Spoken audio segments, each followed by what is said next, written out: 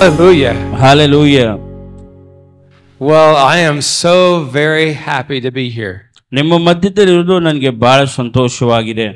We were in Chennai in 2016, I think, in Bangalore, Mysore in 2019. So 2016 ಇಸ್ವಿಯಿಂದ ನಮ್ಮ ಸಂಬಂಧ ಬೆಳೆಯುವಂಥದ್ದಾಗಿದೆ. 2016 ಬ್ಯಾಂಗ್ಳೂರು ಮತ್ತು ಮಹಾಬಲಿಪುರಮಲ್ಲಿ 2019 ಮೈಸೂರಲ್ಲಿ ಬರೋದಕ್ಕೆ ದೇವರು ಕೃಪೆಯನ್ನು ಅನುಗ್ರಹಿಸಿದ್ದಾರೆ. And it's been too long since I've been here. ನಾ ಭಾರತ ದೇಶಕ್ಕೆ ಬಂದು ಬಹಳ ವರ್ಷಗಳಾಗಿತ್ತು.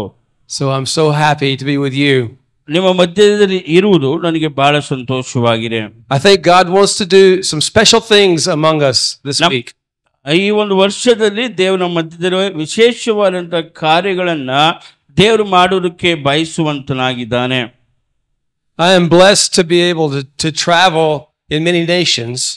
ನಾನು ದೇಶಗಳಿಗೆ ಪಯಣ ಮಾಡುವುದನ್ನು ನಾನು ಬಯಸುವಂತನಾಗಿದ್ದೀನಿ. And I want to tell you what I have seen.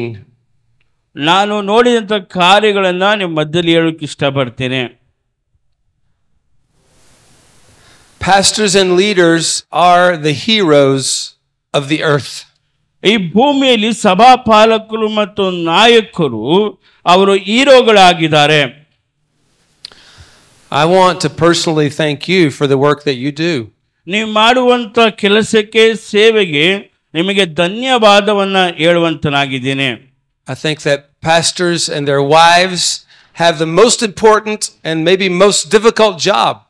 ನೋಡಿ, ಸಭಾಪಾಲಕರು ಅವರ ಪತ್ನಿಯರು ಮಾಡುವಂಥ ಕೆಲಸ ಅದು ಬಹಳ ಭೂಮಿಯಲ್ಲಿ ಬಹಳ ಕಠಿಣವಾದಂಥ ಕೆಲಸವಾಗಿದೆ. You do difficult work in difficult places very faithfully. ನೀವು ನಂಬಿಗಸ್ತರಾಗಿ ಕಠಿಣವಾದಂಥ ಕೆಲಸವನ್ನ ಕಠಿಣವಾದಂಥ ಸ್ಥಳಗಳೇ ದೇವರಿಗೋಸ್ಕರ ಮಾಡ್ತಾ ಇದ್ದೀರಾ. And I want you to know that your labor in the Lord is not in vain. ನೀವು ಮಾಡುವಂಥ ಕೆಲಸ ಅಥವಾ ನೀವು ಮಾಡುವಂಥ ದೇವರು ನೀವು ಮಾಡುವಂಥ ಕೆಲಸಕ್ಕೆ ಕ್ರಯ ಕೊಡುತ್ತಾನೆ ಹೊರತು ಅದು ವ್ಯರ್ಥವಾಗಿ ಹೋಗುವುದಿಲ್ಲ. And I want to honor you for your work. ನೀವು ಮಾಡುವಂಥ ಕೆಲಸಕ್ಕೆ ನಾನು ಸಹ ನಿಮ್ಮನ್ನು ಘನಪಡಿಸುವಂತನಾಗಿದ್ದೀನಿ. We are doing the most important work on earth. ಈ ಭೂಮಿಯಲ್ಲಿ ಬಹಳ ಪ್ರಾಮುಖ್ಯವಾದಂಥ ಕೆಲಸವನ್ನ ನಾವು ಮಾಡುವವರಾಗಿದ್ದೇವೆ. There are palaces and White Houses and there are United Nations. ಅನೇಕ ಅರಮನೆಗಳಿದೆ ಮತ್ತೆ ಬಿಳಿ ಮನೆ ಇದೆ ಅಮೆರಿಕ ದೇಶದಲ್ಲಿ. None of it is more important than what you do. ನೀವು ಮಾಡುವಂಥ ಕೆಲಸಕ್ಕೆ ಅದು ಯಾವುದು ಪ್ರಾಮುಖ್ಯವಲ್ಲ. Our calling is a high calling. ನಮ್ಮ ಕರುವಿಕೆ ಅದು ಉನ್ನತವಾದಂಥ ಕರುವಿಕೆ ಆಗಿದೆ. And there is a high price to this calling. ನಾವು ದೊಡ್ಡ ಕ್ರಯವನ್ನ ಕಟ್ಟುವವರಾಗಿದೆ. ಈ ಒಂದು ಕರುವಿಕೆಗೆ ದೊಡ್ಡ ಕ್ರಯವನ್ನು ಕಟ್ಟುತ್ತಾ ಇದ್ದೇವೆ. And I believe God wants to do a couple of things this week. ಈ ಒಂದು ಸಮಯದಲ್ಲಿ ಕೆಲವೊಂದು ವಿಚಾರಗಳನ್ನ ದೇವರು ಮಾಡುವಂತೆ ದೇವರು ಬಯಸುವಂತನಾಗಿದ್ದಾನೆ. First, I believe He wants to restore your soul. ಮೊದಲಾಗಿ ದೇವರು ನಿಮ್ಮ ಆತ್ಮವನ್ನ ಪುನಃ ಚೈತನ್ಯ ಮಾಡುವುದಕ್ಕೆ ದೇವರು ಬಯಸುತ್ತಾನೆ. This work, this calling is difficult. ಆತನ ಕರುವಿಕೆ ಆತನ ಕೆಲಸ ಅದು ಕಠಿಣವಾಗಿದೆ. And it drains us. ಅದು ನಮ್ಮನ್ನ ಇಂಗಿ ಹಾಕುವಂತದಾಗಿದೆ. But we have a good shepherd. ನಮಗೆ ಒಳ್ಳೆ ಕುರುಬನಿದ್ದಾನೆ. And He wants to lead us by quiet waters. ಆತ ನಮ್ಮನ್ನ ನೀರಿನ ಬಳಿಯಲ್ಲಿ ನಮ್ಮನ್ನು ನಡೆಸಲಿಕ್ಕೆ ಆತನು ಬಯಸುತ್ತಾನೆ. He has a green pasture for you to lay down in. ಆತನು ಹಸಿರಾದ ಹುಲ್ಲಿನ ಗಾವಲಲ್ಲಿ ತಂಗಿಸುವಂತೆ ಮಾಡುತ್ತಾನೆ. He wants to restore your soul. ಆತ ನಿಮ್ಮ ಆತ್ಮವನ್ನ ಪುನರ್ಚೈತನ್ಯ ಮಾಡುತ್ತಾನೆ.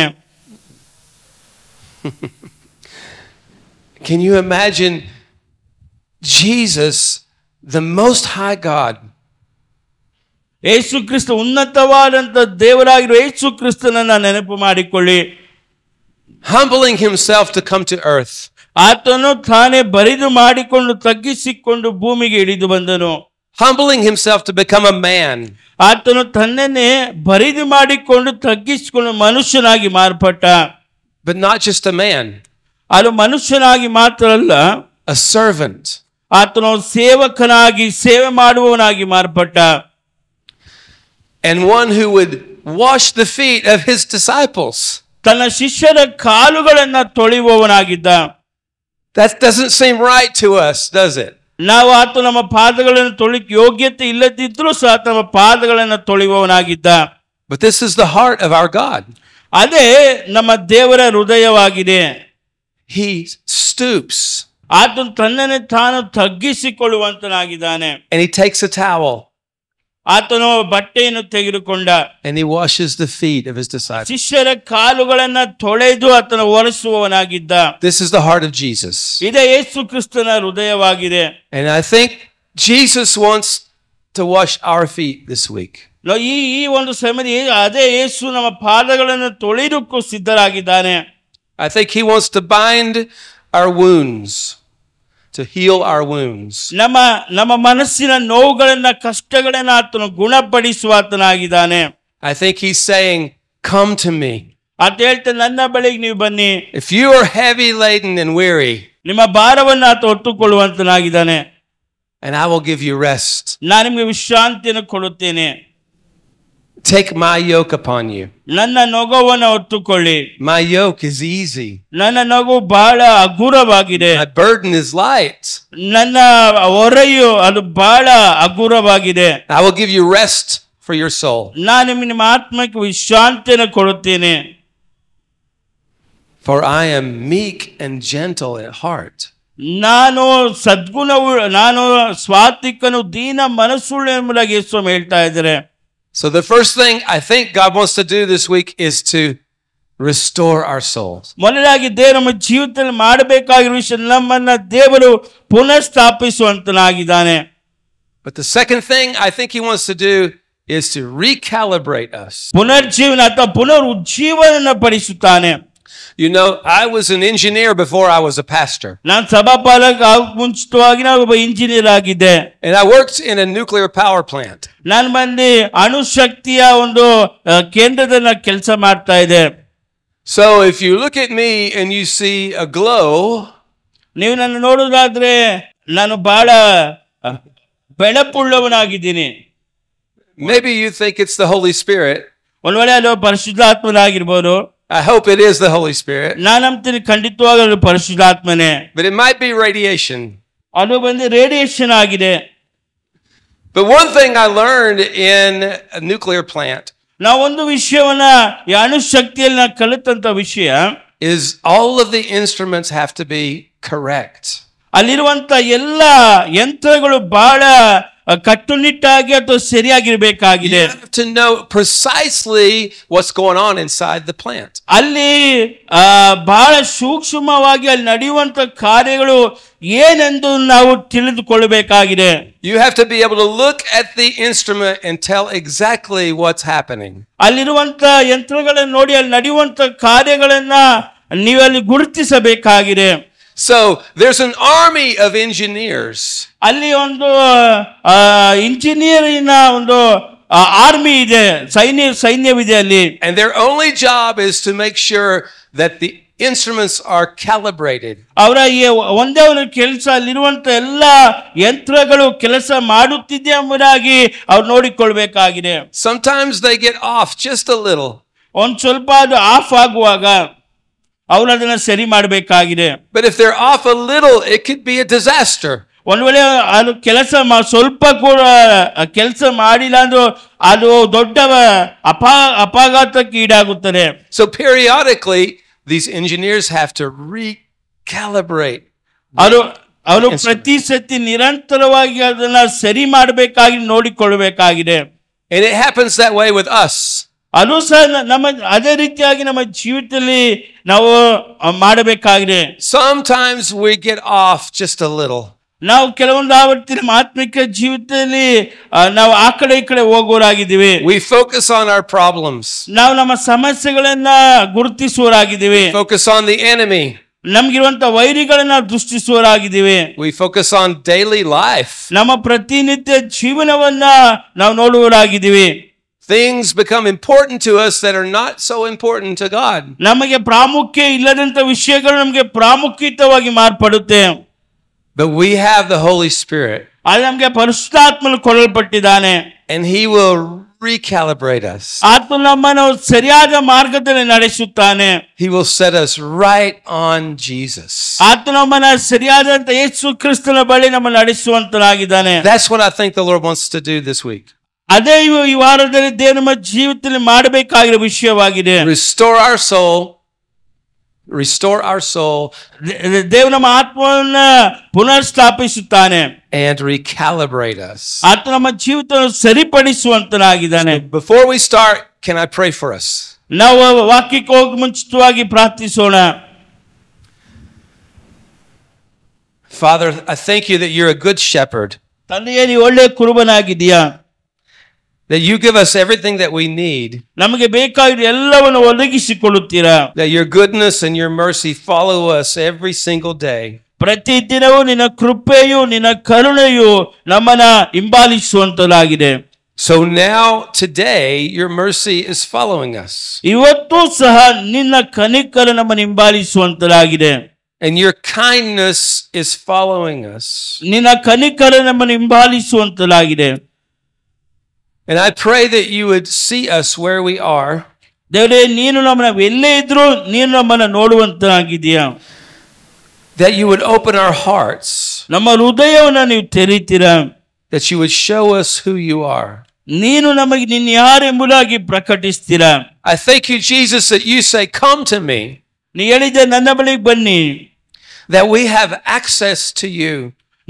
ನಮಗೆ ನಿನ್ನ ಬಳಿ ಬರುವುದಕ್ಕೆ ಅನುಮತಿ ಇದೆ. And you give us rest. ನಮಗೆ ವಿಶ್ರಾಂತಿಯನ್ನು ಅನುಗ್ರಹಿಸ್ತೀರಾ. And we exchange our burden. ನಮ್ಮ ಭಾರವನ್ನ ಒಬ್ಬರಿಗೊಬ್ಬರು ನೀನು ನಮ್ಮ ಭಾರವನ್ನು ಒತ್ತಿಕೊಳ್ಳುತ್ತೀರಾ. And we can learn from you. ನಾವು ನಿನ್ನ ಬಳಿಯಿಂದ ಕಲಿಯುವವರಾಗಿದ್ದೇವೆ. And I pray that you would do that especially this week. ಈ ವಾರದಲ್ಲಿ ವಿಶೇಷವಾಗಿ ವಾರದಲ್ಲಿ ನಮ್ಮ ಜೀವಿತ ಮಾಡುವವರಾಗಿದ್ದೀರಾ. All of our hearts need to be restored, Father. ನಮ್ಮ ಹೃದಯಗಳು ಅದು ಪುನರ್ ಚೈತನ್ಯಗೊಳ್ಳಬೇಕಾಗಿದೆ. Would you bend down and wash our feet? ನೀನು ಬಗ್ಗಿ ನಮ್ಮ ಕಾಲುಗಳನ್ನು ತೊಳೆಯುವಂತನಾಗಿದ್ದೀರಾ. Lord, we should be washing your feet. ನಾವು ಸಹ ನಮ್ಮ ಕಾಲುಗಳನ್ನು ತೊಳೆಯುವವರಾಗಿದ್ದೀವಿ. You are the Lord of all. ನೀನೇ ನಮ್ಮ ಕರ್ತನ ಒಡೆಯನು. We are your servants. ನಾವು ನಿಮ್ಮ ಸೇವಕರಾಗಿದ್ದೀವಿ. And yet what a great heart you have. ನಿನಗೆ ದೊಡ್ಡ ಹೃದಯವಿದೆ ಕರ್ತನೆ. That you would minister to us. ನೀ ನಮಗೆ ಸೇವೆ ಮಾಡ್ರಿ ಅಪ್ಪ. We worship you for that. ನಾವು ಅದಕ್ಕೋಸ್ಕರ ನಿಮ್ಮನ್ನು ಕೊಂಡಾಡ್ತೀವಿ. We receive your care. ನಿನ್ನ ಒಂದು ಕಾಳಜಿಯನ್ನು ಹೊಂದಿಕೊಳ್ತೀವಿ. And Lord, would you open our eyes? ನಮ್ಮ ಕಣ್ಣುಗಳನ್ನು ತೆರೀರಿ.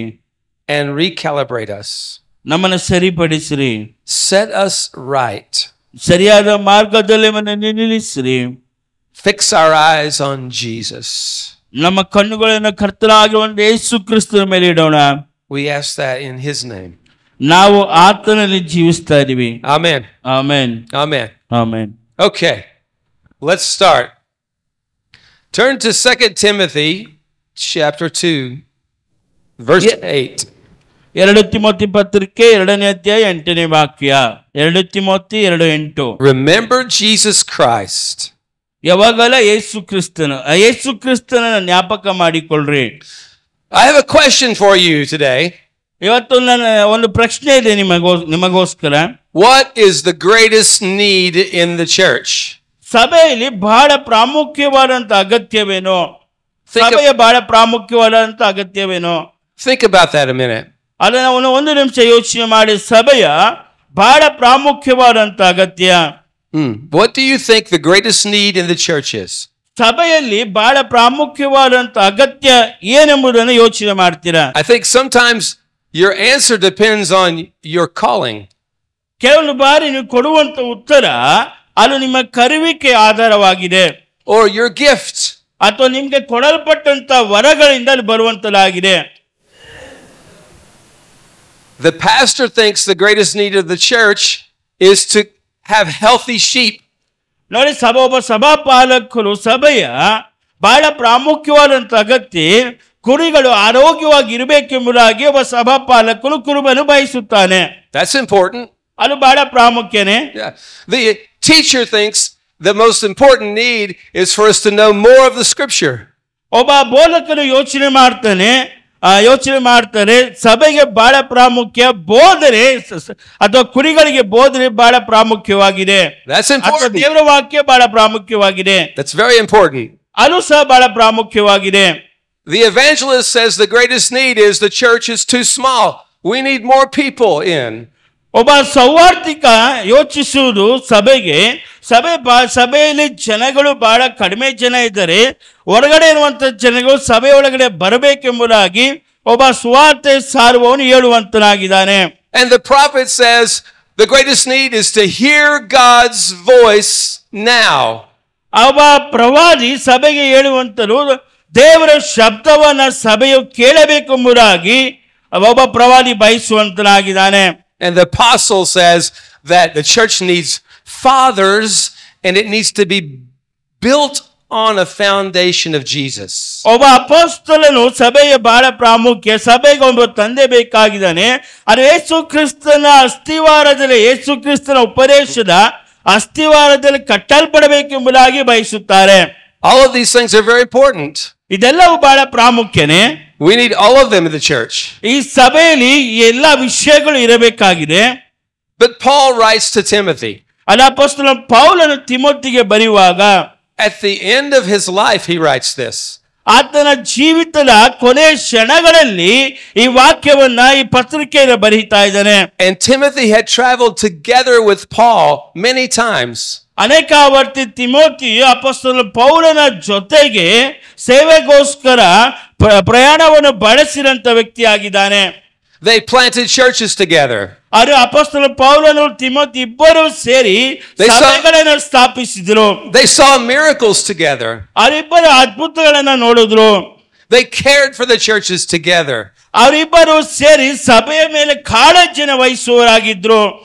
Paul discipled Timothy. ಆ ಅಪೊಸ್ತಲ ಪೌಲನೇ ತಿಮೋತಿಯ ಶಿಷ್ಯನಾಗಿ ಮಾಡಿದ್ದು. How many of you would like to have been discipled by the apostle Paul? ಎಷ್ಟು ಜನ ಅಪೊಸ್ತಲ ಪೌಲನ ಮೂಲಕವಾಗಿ ನೀವು ಬಂದು ಶಿಷ್ಯರಾಗಿ ಮಾರ್ಪಟ್ಟಿದ್ದೀರಾ?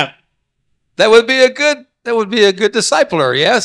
ಅವಳು ಆಗಿರುವುದಾದ್ರೆ ಬಹಳ ಒಳ್ಳೆಯದಾಗಿದೆ. And yet at the end of his life Paul writes to Timothy. ಅಪೊಸ್ತಲ ಪೌಲನು ತನ್ನ ಕೊನೆಯ ಕ್ಷಣಗಳಲ್ಲಿ ಈ ಒಂದು ವಾಕ್ಯಗಳನ್ನು ಬರೀತಾ ಇದ್ದಾನೆ. And he says, Timothy, recalibrate.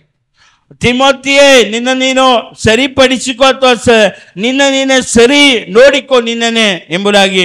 Remember Jesus Christ. ಯೇಸು ಕ್ರಿಸ್ತನನ್ನ ನೆನಪು ಮಾಡಿಕೋ. Don't you think Paul had laid a good foundation in Timothy? Paul Timothy ಜೀವಿತದಲ್ಲಿ ಒಂದು ಉತ್ತಮವಾದಂತ ಅಸ್ಥಿವಾರವನ್ನ ಹಾಕಿದ. And yet he had to remind Timothy. ತಿರ್ಗಾ ಅಪೊಸ್ತಲ ಪೌಲನು ತಿಮೋತಿಗೆ ಅದನ್ನು ಜ್ಞಾಪಕ ಮಾಡುವಂತನಾಗಿದ್ದಾನೆ. Because there were problems in the church. ಯಾಕಂದ್ರೆ ಸಭೆಗಳಲ್ಲಿ ಸಮಸ್ಯೆಗಳಿದೆ. There were problems in his personal life. ಅವನ ವೈಯಕ್ತಿಕವಾದಂತ ಜೀವಿತದಲ್ಲಿ ಸಮಸ್ಯೆಗಳಿದೆ.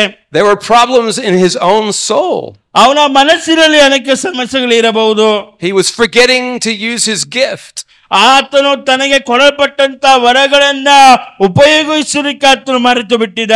He was considering himself not able to do the job. ಆತನಿಗೆ ಕೊಡಲ್ಪಟ್ಟಂತ ಕೆಲಸವನ್ನ ತನ್ನಿಂದ ಮಾಡಕ್ಕಾಗುವುದಿಲ್ಲ ಎಂಬುದಾಗಿ ತಿಮೋತಿ ಭಾವಿಸುವನಾಗಿದ್ದ. And Paul said, Timothy, reset to Jesus. ಅಪೊಸ್ತಲ ಪೌಲ ಹೇಳ್ತಾರೆ, ತಿಮೋತಿ, ನೀನು ಕರ್ತನಾಗಿರುವಂತ ಯೇಸು ಕ್ರಿಸ್ತನಲ್ಲಿ ಸರಿ ಮಾಡಿಕೋ ಎಂಬುದಾಗಿ ಅಪೊಸ್ತಲ ಪೌಲನು ಹೇಳುವಂತನಾಗಿದ್ದ. He said something similar to the Corinthians. ಅದೇ ರೀತಿಯಾಗಿ ಕೊರಿಂಥಿಯ ಸಭೆಗೂ ಸಹ ಹೇಳುವಂತನಾಗಿದ್ದಾನೆ. 2 Corinthians 11:3. 2 ಕೊರಿಂಥ್ಯ ಪುಸ್ತಕ 11ನೇ ಅಧ್ಯಾಯ 3ನೇ ವಾಕ್ಯ. 2 ಕೊರಿಂಥ್ಯ ಪುಸ್ತಕ 11ನೇ ಅಧ್ಯಾಯ 3ನೇ ವಾಕ್ಯ. Paul said, I'm afraid. I fear. ನನಗೆ ಬಹಳ ಭಯ ಆಗ್ತಿದೆ. That you might be led astray. ಒಂದು ವೇಳೆ ಆತನು ತನ್ನ ಆತ್ಮಿಕ ಜೀವಿತವನ್ನು ಬಿಟ್ಟು ಹೋಗ್ಬೋದು ಎಂಬುದಾಗಿ ಭಯಪಡುವಂತನಾಗಿದ್ದ. From simple devotion to Jesus. ಸರಳವಾದಂತ ತನ್ನ ಧ್ಯಾನದಿಂದ ಅಥವಾ ಸರಳವಾದಂತ ಆತ್ಮಿಕ ಜೀವಿತದಿಂದ. Pastor, did you know you can preach from the Bible and not preach Jesus? ಒಂದು ವೇಳೆ ಸತ್ಯವೇದದಿಂದ ನೀವು ಬೋಧನೆ ಮಾಡಬಹುದು, ಅದು ಯೇಸುವನ್ನು ಬೋಧನೆ ಮಾಡದೇ ಇರಬಹುದು. It happens all the time. ಅದು ಅನೇಕ ಆವರ್ತಿ ನಡೆಯುವಂತದಾಗಿದೆ. I could tell you it happens in Africa. ಅದು ಆಫ್ರಿಕಾದಲ್ಲಿ ನಡೆಯುವಂತದಾಗಿದೆ. In Europe. ಯುರೋಪ್ ಪಟ್ಟಣ ದೇಶದಲ್ಲಿ ನಡೆಯುವಂತದಾಗಿದೆ. I've seen it in Asia and in Latin America. Asia ಖಂಡದಲ್ಲಿ ಮತ್ತು ಲ್ಯಾಟಿನ್ ಅಮೆರಿಕದಲ್ಲಿ ನಡೆಯುವಂತದಾಗಿದೆ. It happens often in the United States. ಅದು ಅಮೆರಿಕದಲ್ಲೂ ಸಹ ನಡೆಯುವಂತದಾಗಿದೆ. Even though the scriptures point to Jesus. ಅದು ದೇವರ ವಾಕ್ಯವು ಯೇಸುವನ್ನ ಗುರುತಿಸುವುದಾದರೂ it's possible to get off track. ನೋಡಿ, ಒಂದು ದೇವರ ವಾಕ್ಯ ಯೇಸುವನ್ನ ತೋರಿಸುವುದಾದರೂ ಸಹ ನಾವು ನಮ್ಮ ಮಾರ್ಗವನ್ನ ಬಿಟ್ಟು ಹೋಗೋದಕ್ಕೆ ಆಗುವಂತದಾಗಿದೆ. I can focus on revival. ಒಂದು ವೇಳೆ ನಾವು ಜೀವನ ಮೇಲೆ ಗಮನ ಇಡಬಹುದು. I can focus on end times. ನಾನು ಕೊನೆಯ ಕಾಲದಲ್ಲಿ ನಡೆಯುವಂತಹ ಘಟನೆಗಳ ಮೇಲೆ ನಾನು ನನ್ನ ಗಮನವನ್ನು ಇಡಬಹುದು.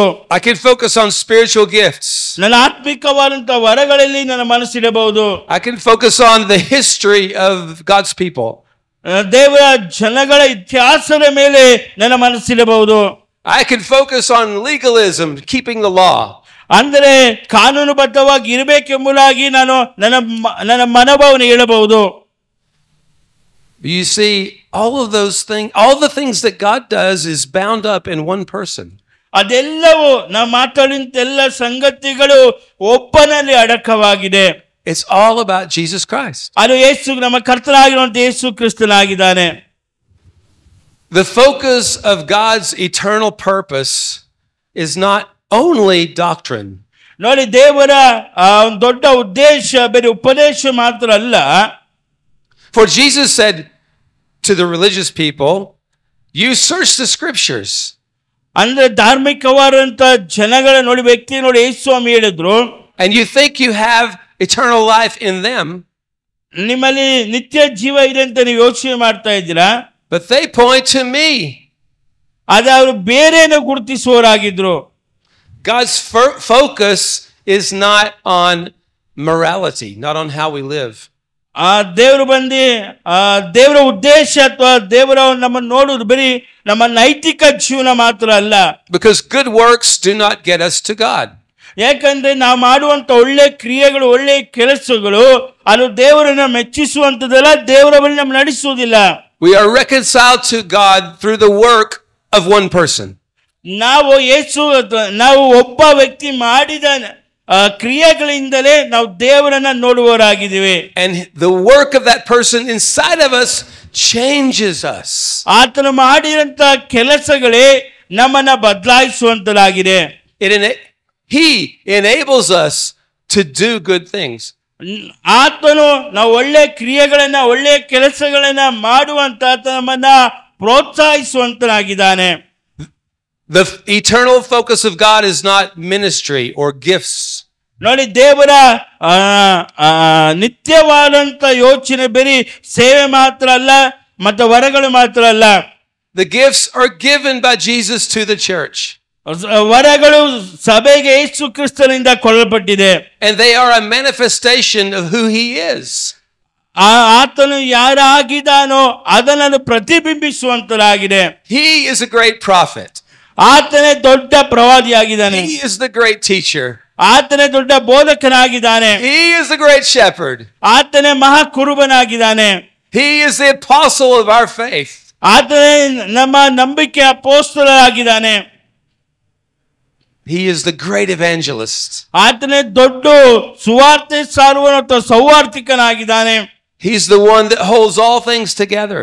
ಆತನೇ ಎಲ್ಲ ಕಾರ್ಯಗಳನ್ನ ನಿಯಂತ್ರಿಸುವಾತನಾಗಿದ್ದಾನೆ. He's the one who has a heart of mercy to reach people.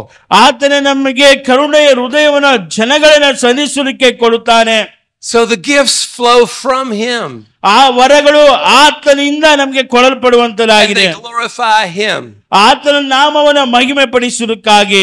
The eternal purpose of God is not focused on only the move. ನೋಡಿ, ದೇವರ ಒಂದು ಉದ್ದೇಶ ಬರೀ ಪರಿಶುದ್ಧಾತ್ಮನೆಯಿಂದ ಚಲಿಸುವುದು ಮಾತ್ರ ಅಲ್ಲ.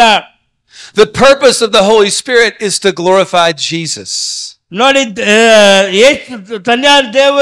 ದೇವ ಚಿತ್ತ ಅಥವಾ ಆತನ ಉದ್ದೇಶ ಯೇಸು ಕ್ರಿಸ್ತನನ್ನ ಮಹಿಮೆ ಪಡಿಸುತ್ತದೆ. The purpose of the Holy Spirit is not to spice up our meeting.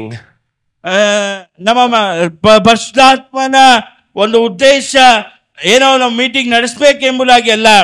But the Spirit opens our eyes to see Jesus.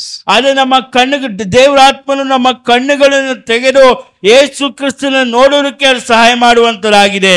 So you see, all of these things are important. ಇದೆಲ್ಲವೂ ಬಹಳ ಪ್ರಾಮುಖ್ಯವಾಗಿದೆ. They're all part of the picture.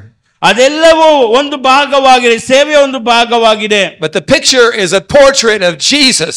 ಆದ್ರೆ ದೊಡ್ಡ ಉದ್ದೇಶ ಬಹಳ ಪ್ರಾಮುಖ್ಯವಾದಂತ ಕಾರ್ಯ ಯೇಸು ಕ್ರಿಸ್ತನ ಮಹಿಮೆ ಪಡಿಸುವಂತದ್ದು. He is the center of it all. ಆತನೇ ಮಹಾಕುರುಬನಾಗಿದ್ದಾನೆ. Let's read what John says in Revelation chapter 5. ಯೋಹಾನನು ಹೇಳುವಂತ ಮಾತನ್ನು ನೋಡೋಣ. ಪ್ರಕಟಣೆ ಗ್ರಂಥ 5ನೇ ಅಧ್ಯಾಯ 7 through 14. ಪ್ರಕಟಣೆ ಗ್ರಂಥ 5ನೇ ಅಧ್ಯಾಯ 7 ರಿಂದ 14. John had a vision. ಅಪೊಸ್ತಲ ಯೋಹಾನನಿಗೆ ಒಂದು ದರ್ಶನ ಉಂಟಾಯಿತು. You see, John knew Jesus. ಯೋಹಾನನಿಗೆ ಯೇಸು ಕ್ರಿಸ್ತನನ್ನು ಅರಿತವನಾಗಿದ್ದ.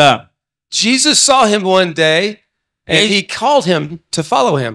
ನೋಡಿ, ಯೇಸು ಕ್ರಿಸ್ತನು ಯೋಹಾನನ ನೋಡಿ ಒಂದಿನ ನೋಡಿ ಆತನನ್ನ ಹಿಂಬಾಲಿಸುವಂತೆ ಕರೆಯುವವನಾಗಿದ್ದ. And when he followed him, he saw things he never saw before. ನೋಡಿ, ಆತನ ಕರೆಯುವಾಗ ಇದಕ್ಕೆ ಮುಂಚೆ ನೋಡದ ರೀತಿಯಲ್ಲಿ ಯೋಹಾನ ನೋಡುವವನಾಗಿದ್ದ. No one ever taught like that. ಯಾರು ಸಹ ಆ ರೀತಿಯ ಯೇಸು ಕ್ರಿಸ್ತನು ಮಾಡಿದ ಉಪದೇಶ ರೀತಿಯಲ್ಲಿ ಯಾರು ಮಾಡಿರಲಿಲ್ಲ. No one ever did miracles like that. ಆತನು ಮಾಡುವ ರೀತಿ ಯಾರು ಅದ್ಭುತ ಮಾಡಲಿಲ್ಲ. This man is special. ಈತನು ಬಹಳ ವಿಶೇಷವಾದವನು. And then this man Jesus gave John the ability to teach and do miracles. ನೋಡಿ, ಯೇಸು ಕ್ರಿಸ್ತನ ಅಪೊಸ್ತಲ ಯೋಹಾನನಿಗೆ ಅದ್ಭುತ ಮಾಡುವಂತೆ ಕೃಪೆಯನ್ನು ಕೊಡುವನಾಗಿದ್ದ. This man shared his power.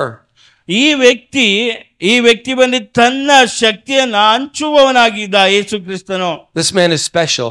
ಈ ವ್ಯಕ್ತಿ ಬಹಳ ವಿಶೇಷವಾದವನು. Then John and 2 others went with Jesus up to the mountain one day. ಒಂದು ದಿನ ಯೇಸು ಕ್ರಿಸ್ತನನ್ನ ಆತನು ನೋಡುವನಾಗಿದ್ದ. And they saw Jesus in a totally different way. ಒಂದು ದಿನ ನೋಡುವಾಗ ಯೇಸು ಕ್ರಿಸ್ತನ ಸ್ವರ್ಗ ಆರೋಹಣ ಆತ್ಮ ನೋಡುವಾಗ ಇವಾಗ ನೋಡುವಾಗ ಆತನು ಬಹಳ ವ್ಯತ್ಯಾಸವುಳ್ಳವನಾಗಿದ್ದಾನೆ. Jesus transfigured in front of them. ಆತನ ಮುಂದೆ ಯೋಹಾನನ ಮುಂದೆ ಯೇಸು ಕ್ರಿಸ್ತನ ಮಾರ್ಪಡುವವನಾಗಿದ್ದ. And something of his heavenly glory was manifested in front of them. ಆತನ ಮುಂದೆ ಪರಲೋಕದ ಮಹಿಮೆ ಆತನ ಮುಂದೆ ಯೋಹಾನನ ಮುಂದೆ ಪ್ರಕಾಶಿಸುವಂತಲಾಗಿತ್ತು. And Moses and Elijah were there. ಅಲ್ಲಿ ಮೋಸೆ ಮತ್ತು ಎಲಿಯನಿದ್ದ. These were the heroes of John's faith. ಯೋಹಾನನ ನಂಬಿಕೆಯ ಹೀರೋಗಳಾಗಿದ್ರು ಮೋಸೆ ಮತ್ತು ಎಲಿಯನು. And yet they disappeared. ಅವರು ಕಾಣೆಯಾದರು. And Jesus alone was left there. ಅಲ್ಲಿ ಬರೀ ಯೇಸು ಸ್ವಾಮಿ ಮಾತ್ರ ಇದ್ದಾರೆ. Jesus is greater than the law and the prophets. ಯೇಸು ಕ್ರಿಸ್ತನು ಪ್ರವಾದಿಗಿಂತಲೂ ಧರ್ಮಶಾಸ್ತ್ರಕ್ಕಿಂತ ದೊಡ್ಡವನಾಗಿದ್ದಾನೆ. And a voice from heaven said, "This is my son. I love him. Listen to him." ಪರಲೋಕದಿಂದ ಒಂದು ಶಬ್ದ ಉಂಟಾಯಿತು, ಈತನು ನನ್ನ ಪ್ರಿಯ ಕುಮಾರನು, ಈತನನ್ನು ಮೆಚ್ಚಿದ್ದೀನಿ, ಈತನ ಮಾತನ್ನು ಕೇಳಿರಿ ಎಂಬುದಾಗಿ. This man is special. ಈ ವ್ಯಕ್ತಿ ಬಹಳ ವಿಶೇಷವಾದವನು. John knew he was special. ಯೋಹಾನನು ಗೊತ್ತಾಗಿ ಈ ವ್ಯಕ್ತಿ ವಿಶೇಷವಾದವನು ಎಂಬುದಾಗಿ.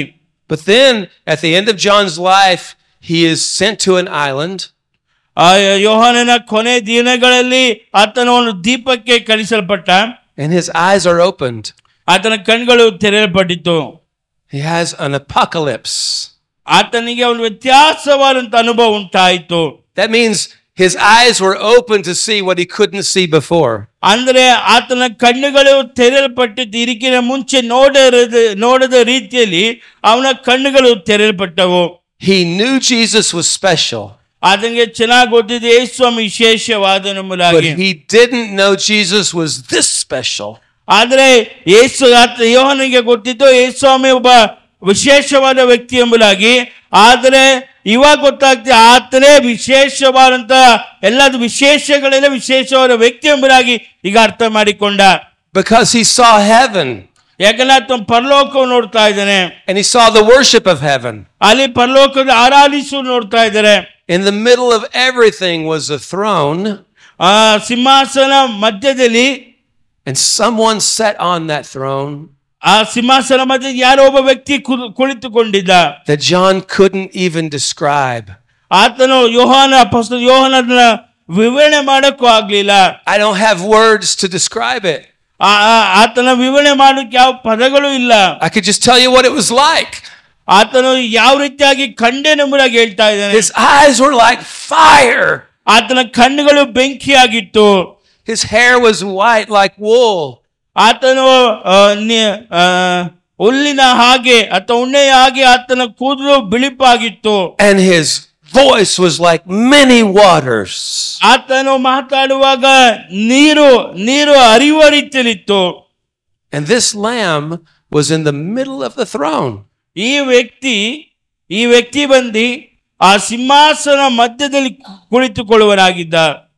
In the middle of the elders. ಆತನು ಹಿರಿಯರ ಮಧ್ಯದಲ್ಲಿ ಆತನ ಆಸನರೂಢನಾಗಿದ್ದ. In the middle of the creatures that were worshiping. ಅಲ್ಲಿ ಅನೇಕ ಜೀವಿಗಳು ಆತನನ್ನ ಆರಾಧಿಸುವಂತದಾಗಿತ್ತು. In the middle of all the redeemed saints. ಅಲ್ಲಿ ವಿಮೋಚಿಸಲ್ಪಟ್ಟಂತ ಅನೇಕ ಸಂತರಿದ್ರು. And what do they all say? ಅವರೆಲ್ಲರೂ ಹೇಳುವಂತ ಮಾತೇನು? You are worthy. ನೀನು ಯೋಗ್ಯನಾಗಿದ್ದೀಯಾ. You are the only worthy one. ನೀನೇ ಒಬ್ಬ ಯೋಗ್ಯನಾದ ಪುರುಷನು. There's no God made by a man that is worthy. ನೋಡಿ, ಯಾವುದೇ ಮನುಷ್ಯನು ದೇವರ ಹಾಗೆ ಯೋಗ್ಯನಾಗಿರೋದಕ್ಕೆ ಸಾಧ್ಯವಿಲ್ಲ. Only you are worthy. ನೀನು ಮಾತ್ರ ಯೋಗ್ಯನಾಗಿದ್ದೀಯಾ. Why is he worthy? ಯಾಕಂತ ಯೋಗ್ಯನಾಗಿದ್ದಾನೆ? Because you were slain. ಏನಕ್ಕೆ ನೀ ನಮಗೋಸ್ಕರ ಕುಯ್ಯಲ್ಪಟ್ಟೆ. And with your blood you bought us back to God. ನಿನ್ನ ರಕ್ತದಿಂದ ಕ್ರಯವನ್ನು ಕಟ್ಟಿ ನಮ್ಮನ್ನ ಹಿಂತಿರುಗಿ ಪಡೆದುಕೊಂಡಿದ್ದೀಯಾ. And this great resounding praise comes forth to him. ಆತನ ಒಂದು ದೊಡ್ಡ ಮಹಾ ಶಬ್ದ ಉಳ್ಳಂತ ಸ್ತುತಿ ಆರಾಧನೆ ಆತನ ಸುತ್ತಲೂ ಇತ್ತು. Because of who he is. ಏನಕ್ಕೆ ಆತನು ಯಾರಾಗಿದ್ದಾನೋ and what he has done. ಆತನು ಮನುಕುಲಕ್ಕೋಸ್ಕರ ಮಾಡಿದ ನಿಮಿತ್ತವಾಗಿ. He's the Lamb of God. ಆತ ಯಜ್ಞದ ಕುರಿಮರಿಯಾಗಿದ್ದಾನೆ. And he's redeemed us. ಆತ ನಮ್ಮನ್ನು ವಿಮೋಚಿಸಿದ್ದಾನೆ. This is why he's worthy.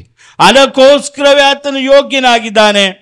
Okay, this is why the Apostle Paul says, remember Jesus Christ. ಅದಕ್ಕೋಸ್ಕರ ಅಪೊಸ್ತಲ ಪೌಲನು ಹೇಳುವಂತ ಯೇಸು ಕ್ರಿಸ್ತನನ್ನ ನೆನಪು ಮಾಡಿಕೊಳ್ಳಿ. Because we can forget. ನೀವು ಅದನ್ನ ಮರೆತು ಬಿಡಬೇಡಿ. Timothy, who was a student of Paul, Timothy ಅಪೊಸ್ತಲ ಪೌಲನ ಒಬ್ಬ ವಿದ್ಯಾರ್ಥಿಯಾಗಿದ್ದ, needed to be reminded. ಅವನಿಗೂ ಸಹ ಪೌಲನು ಜ್ಞಾಪಕ ಮಾಡುವಂತನಾಗಿದ್ದಾನೆ.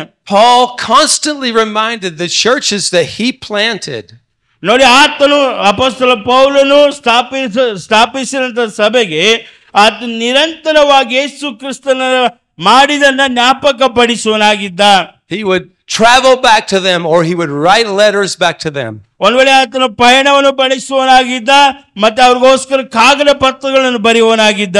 And he would say, reset on Jesus. ನಿಮ್ಮನ್ನು ಕ್ರಿಸ್ತನಲ್ಲಿ ಸರಿ ಮಾಡಿಕೊಳ್ಳಿ, ಕ್ರಿಸ್ತನ ಕಡೆಗೆ ನಿಮ್ಮ ದೃಷ್ಟಿ ಇರಲಿ ಎಂಬುದಾಗಿ ಹೇಳುವವನಾಗಿದ್ದ. Let's read 1 Corinthians chapter 2. 1 ಕೊರಿಂಥ ಪುಸ್ತಕ 2ನೇ ಅಧ್ಯಾಯ verse 1 and 2.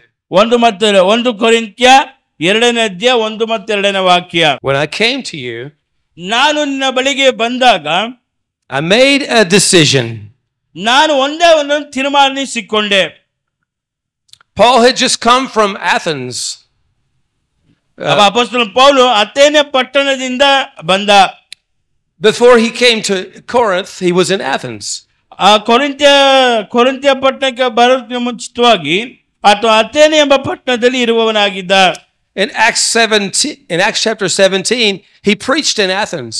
ಅಪೊಸ್ತಲ ಕೃತ್ಯ 17ನೇ ಅಧ್ಯಾಯದಲ್ಲಿ ಆತನಲ್ಲಿ ಅಥೇನೆ ಪಟ್ಟಣದಲ್ಲಿ ಪ್ರಸಂಗ ಮಾಡುವವನಾಗಿದ್ದ. He spoke about their idols. ಅಲ್ಲಿರುವಂತ ವಿಗ್ರಹಗಳ ಕುರಿತಾಗಿ ಮಾತಾಡುವವನಾಗಿದ್ದ. He told the people of Athens about religion. ಅಲ್ಲಿ ಅಥೇನೆ ಪಟ್ಟಣದಲ್ಲಿ ವಾಸಿಸುವಂತ ಜನಗಳಿಗೆ ಧರ್ಮದ ಕುರಿತಾಗಿ ಬೋಧಿಸುವನಾಗಿದ್ದ. He said there is a creator. ಆತನ ಪ್ರಸಂಗ ಮಾಡಿ ಒಬ್ಬ ಸೃಷ್ಟಿಕರ್ತನಿದ್ದಾನೆ. And it's in him that we all live and move and have our being.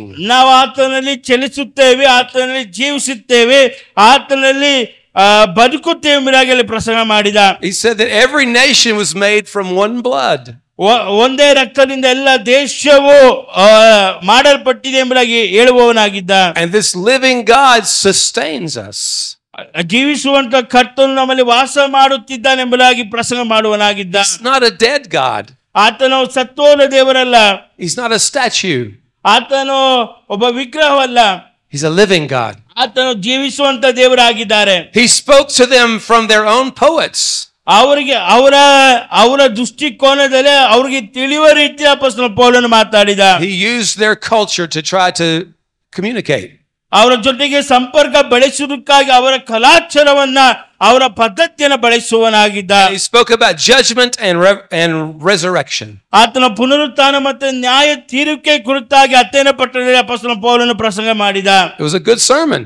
ಅದು ಬಹಳ ಉತ್ತಮವಾದಂತ ವಾಕ್ಯೋಪದೇಶವಾಗಿತ್ತು. Paul always preached good sermons.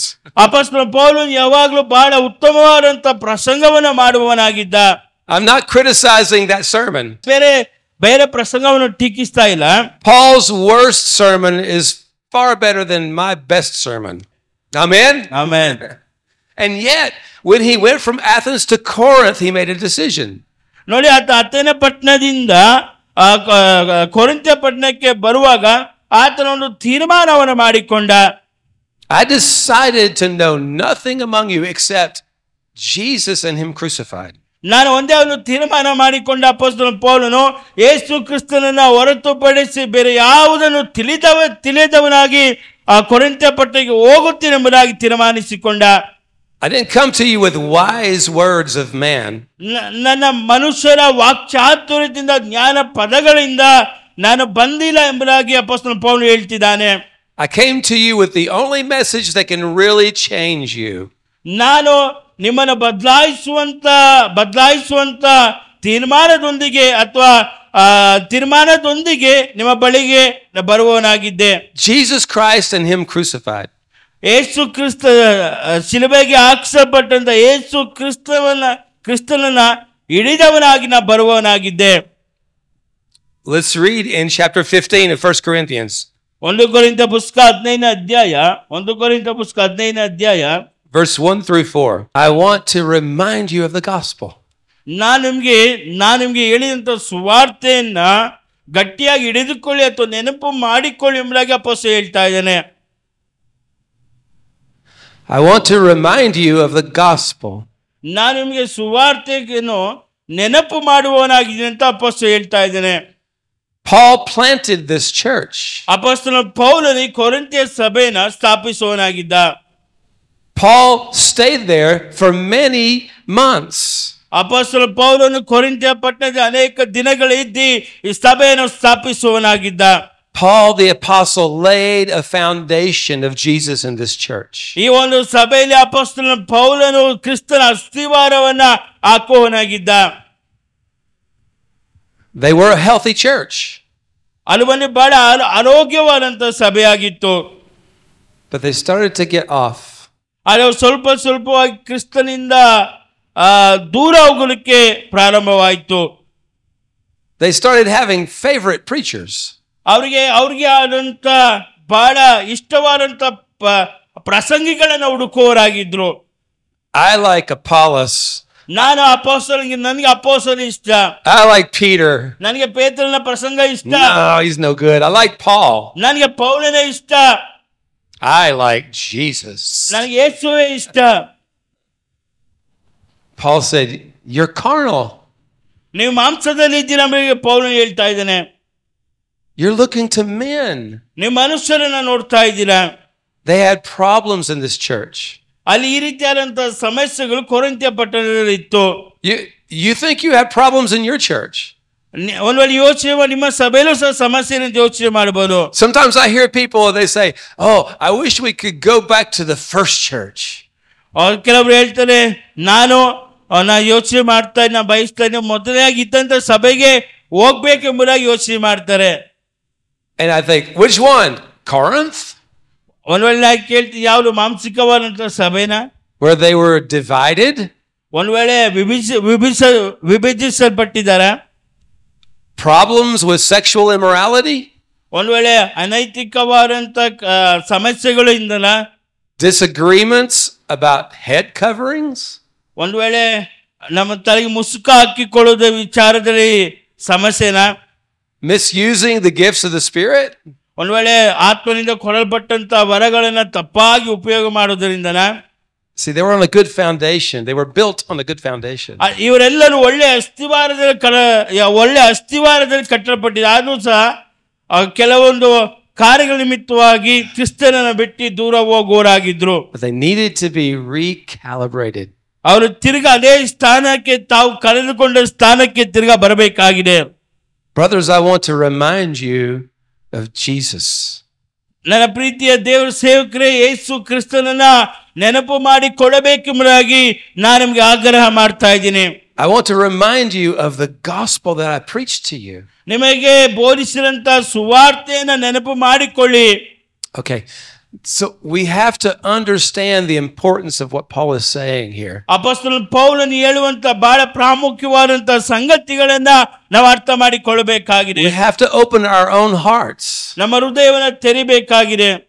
And understand sometimes we get off. ಅರ್ಥ ಮಾಡಿಕೊಳ್ಳಿ, ಕೆಲವೊಂದು ಆವರ್ತಿ ನಾವು ನಮಗೆ ಕೊಡಲ್ಪಟ್ಟಂತ ಕಾರ್ಯಗಳಿಂದ ದೂರ ಹೋಗುವರಾಗಿದ್ದೀವಿ.